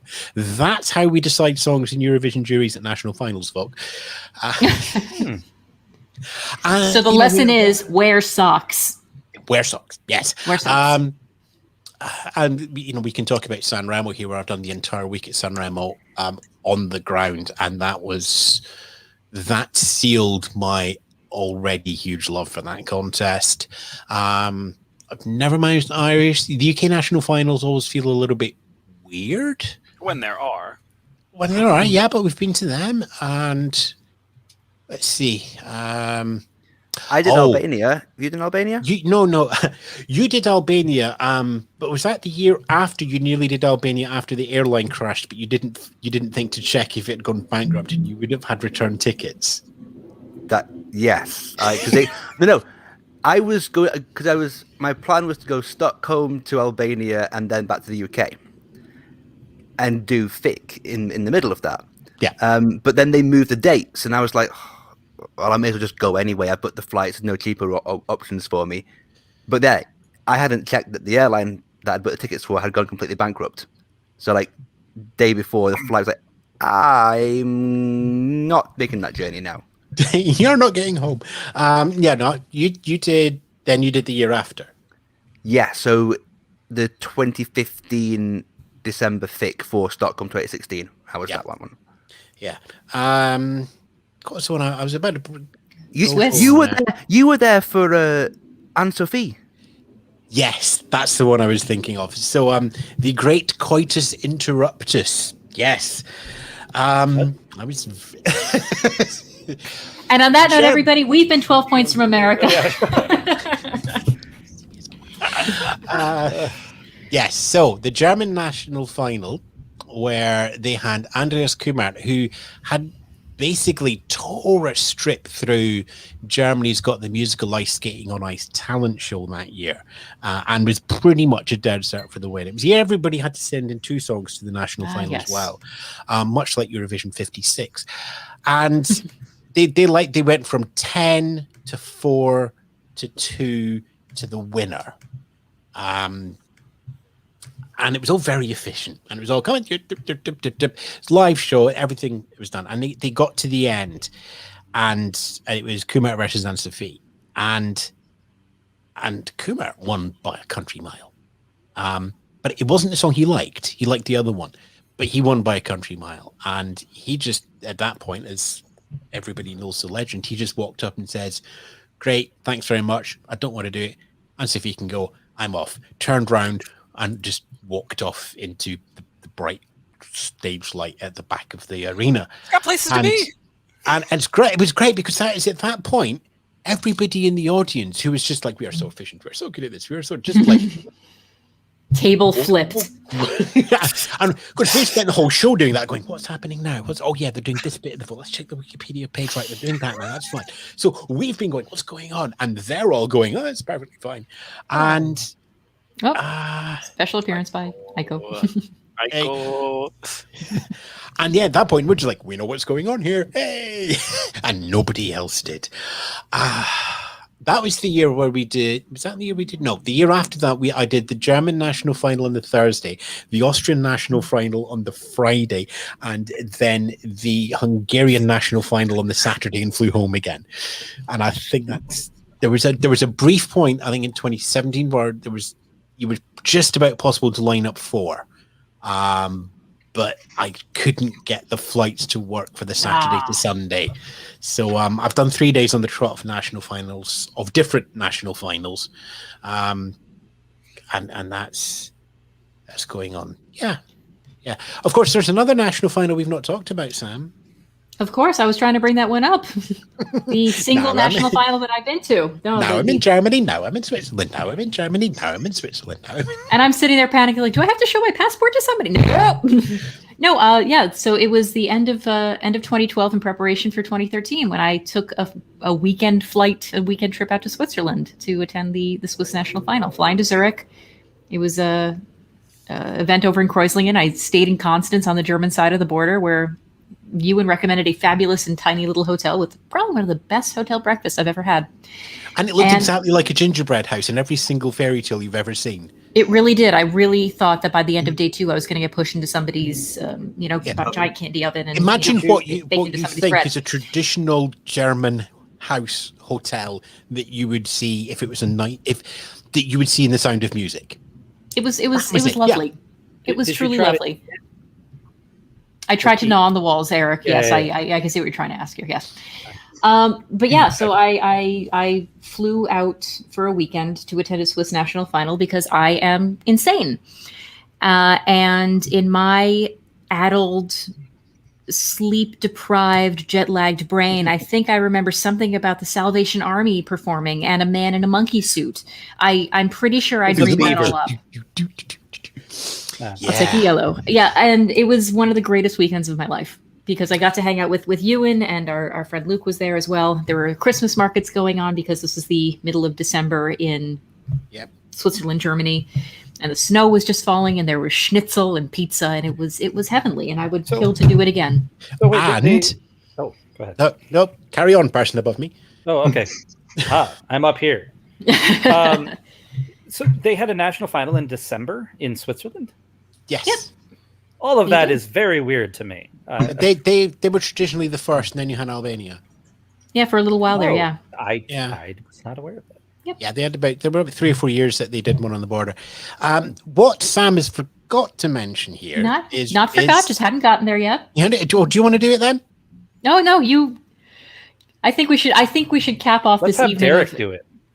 Yeah, Derek, what story are we about to tell? Your keywords are Kreuzlingen, morning, key change will never happen.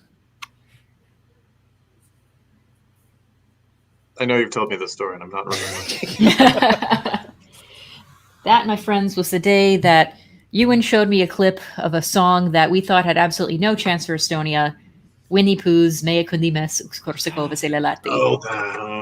9 o'clock in the morning, Roy Delaney sends me an email going, you need to have a look at these guys. They're renting Estonia. They haven't got a hope in hell of getting on the telly. But I think you'll like it.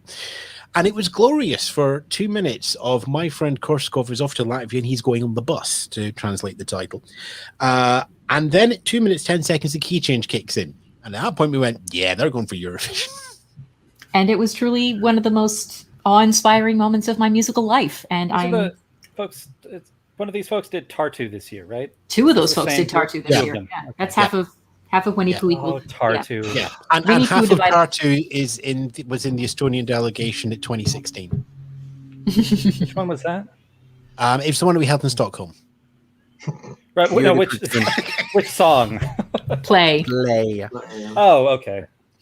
The Poots. The Pooty Poots. Yep. Oh. What else we got national final wise? Let's see. I mean, have I done a junior? I can't remember. I think I've done. No, I've not done a junior national final. I've been to Swedish junior a few times, which was you've done Lillemelle, which was held in the big theme park in Stockholm. Yeah, that was quite nice. Oh.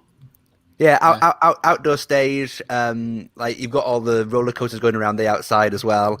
Lovely atmosphere. Thank you, David. Yeah. Sorry to there was a time Denmark dragged me out to the Boston. Yes, to Herning. And if you remember, Denmark's 3 islands. One of them has the capital city. One of them is quite interesting, and the other one is Jutland, which is a good 2 hours single-track train ride away from Copenhagen to a place called Herning. And Herning has 2 things in it. One of them is an ice hockey arena. The other one is a pencil museum. And the pencil museum was closed. Oh. You mean they don't even have a McDonald's? Nope. Not a McDonald's. No, I've told you. They have 2 things. They have the Boxen Ice Rink Arena, I see. and a pencil museum, which was closed. This is the 2013 Danish national final. And I'll be honest there wasn't a lot of choice in that national final, it has to be said. But it was it's feast or famine with Denmark. We know this. Yeah. It's the national final. I'm going out there. I got to interview the Hoorays. I got to interview the Brotherhood of Man. I got to interview Jean Girard. So, it was worthwhile. He didn't like the fact that I only talked about Air Force's How Do You Feel and Terminal 3. He did want me to talk about 3 other songs, but I can't remember which ones. We have some folks mentioning in the comments that you've forgotten a junior national final that you had gone to. Which one was it then? Wales, Llandudno. Yes, I did Llandudno. Yes, I have done one. Thank you very much, John. John was there as well. I held the microphone. Well, yeah. I held the microphone while John interviewed the children. There were no beavers. Well, I'm. Okay, not a junior. Please, can we refrain from the beaver jokes at junior? Thank you. No, we'll just have all the power going out in the entire auditorium and little tiny voices going, help. Sorry. Oh, God. That was fun because that was a single track railway line as well, but it didn't have Emily DeForest winning, so yay. Take that, Emily. I think though that was the point which is like that's an interesting one, which probably leads us into the songs this year as well. Yeah, because this was like the 3rd week of January. It's like really early in the season, and it was like everybody went, okay, yep, that's nice, that's nice, but we've still got months to go. And then the next weekend, it's just like, well, yeah, those are some nice winners, but they're not as good as Only Teardrops, are they? And every weekend, everything got compared to Only Teardrops, and it just slowly built up this inevitability that we'd spent 8 weeks going, nothing's as good as that. And we get to the head of delegation meeting, and at that point, the storyline was pretty much set. Nothing's as good as Only Teardrops. And I remember speaking to the delegation at Eurovision in concert, and they were already talking about hosting plans. Mostly that we haven't got a venue. Copenhagen Arena is not going to be ready in time. And that's right. She went through and she won. And they had the bus parked outside the arena saying that was a sheer. That was marketing. That was gutsy. Yeah. So for those listening, so for those watching us who don't necessarily know what we're discussing here, the Danish broadcaster basically had put up a truck billboard outside of Malmö Arena. So as you left, there was a billboard out there saying, they had won. Right after they had won, they had a billboard up saying, "Welcome to Copenhagen, 13 kilometers that way, home of Eurovision 2024." 2014. It's been a long night, guys, and I'm also 2024. They were optimistic. They're very optimistic. Who knows? 2024. My gosh. So I mean, if they'd lost, they could have just scuttled the bus away. I suppose. They very well could have, but blow up the bus. She lost. Push it into the Öresund. We don't need it. Yeah, it just gets pushed over the bridge. Yeah. When the song goes above 55 beats per minute, the bus is armed. When the bus drops below 55 beats per minute, that's where we drown Stockard Channing in Coca-Cola. Okay, and on that reference, on that incredibly obscure reference, gentlemen, I think I need to call it a night. It's oh wow, we've been doing this for 2.25 hours. Yeah. 2.25 hours. My goodness, wow. If you are still watching, holy crap! Thank you so much for tuning in. Thanks to all of our guests, to Ben and to Ewan, who are here now, to Vasil, to Benny Christo, to Ahmad. Benny Christo. Lightning question to everybody. Yes, please. Do it. Who's finishing second at Eurovision this year? Ooh. Who is finishing second at Eurovision this year? Oh boy, who's finishing second? France. Bulgaria. I'm gonna say Sweden. I think Sweden too. Danny, who did you say? Netherlands. Netherlands. Italy. It seems to be traditional for Italy at this point, isn't it? Yeah. Oh yeah, we'll all say Italy and we'll be right. I don't know. I would quite like an Italian victory. I know we would, but you know, gosh. ain't they just always the bridesmaid, never the bride? Yeah, true that. Lisa in the comments is saying Iceland, so could see that too. The song yet. Oh yeah. Yeah, I haven't heard it yet. I know, It's I been haven't. out for We've 2 been hours too yet. busy with the damn. Come on, you can do a 4-way reaction now. No, we can. All right. It's a good occasion to actually end the live stream so that we can all watch the video. Yeah. I'm gonna go watch it right now.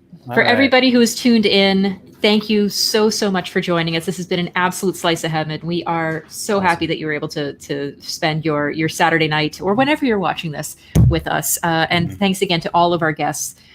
It's been. Let's do it again sometime. Yeah, absolutely.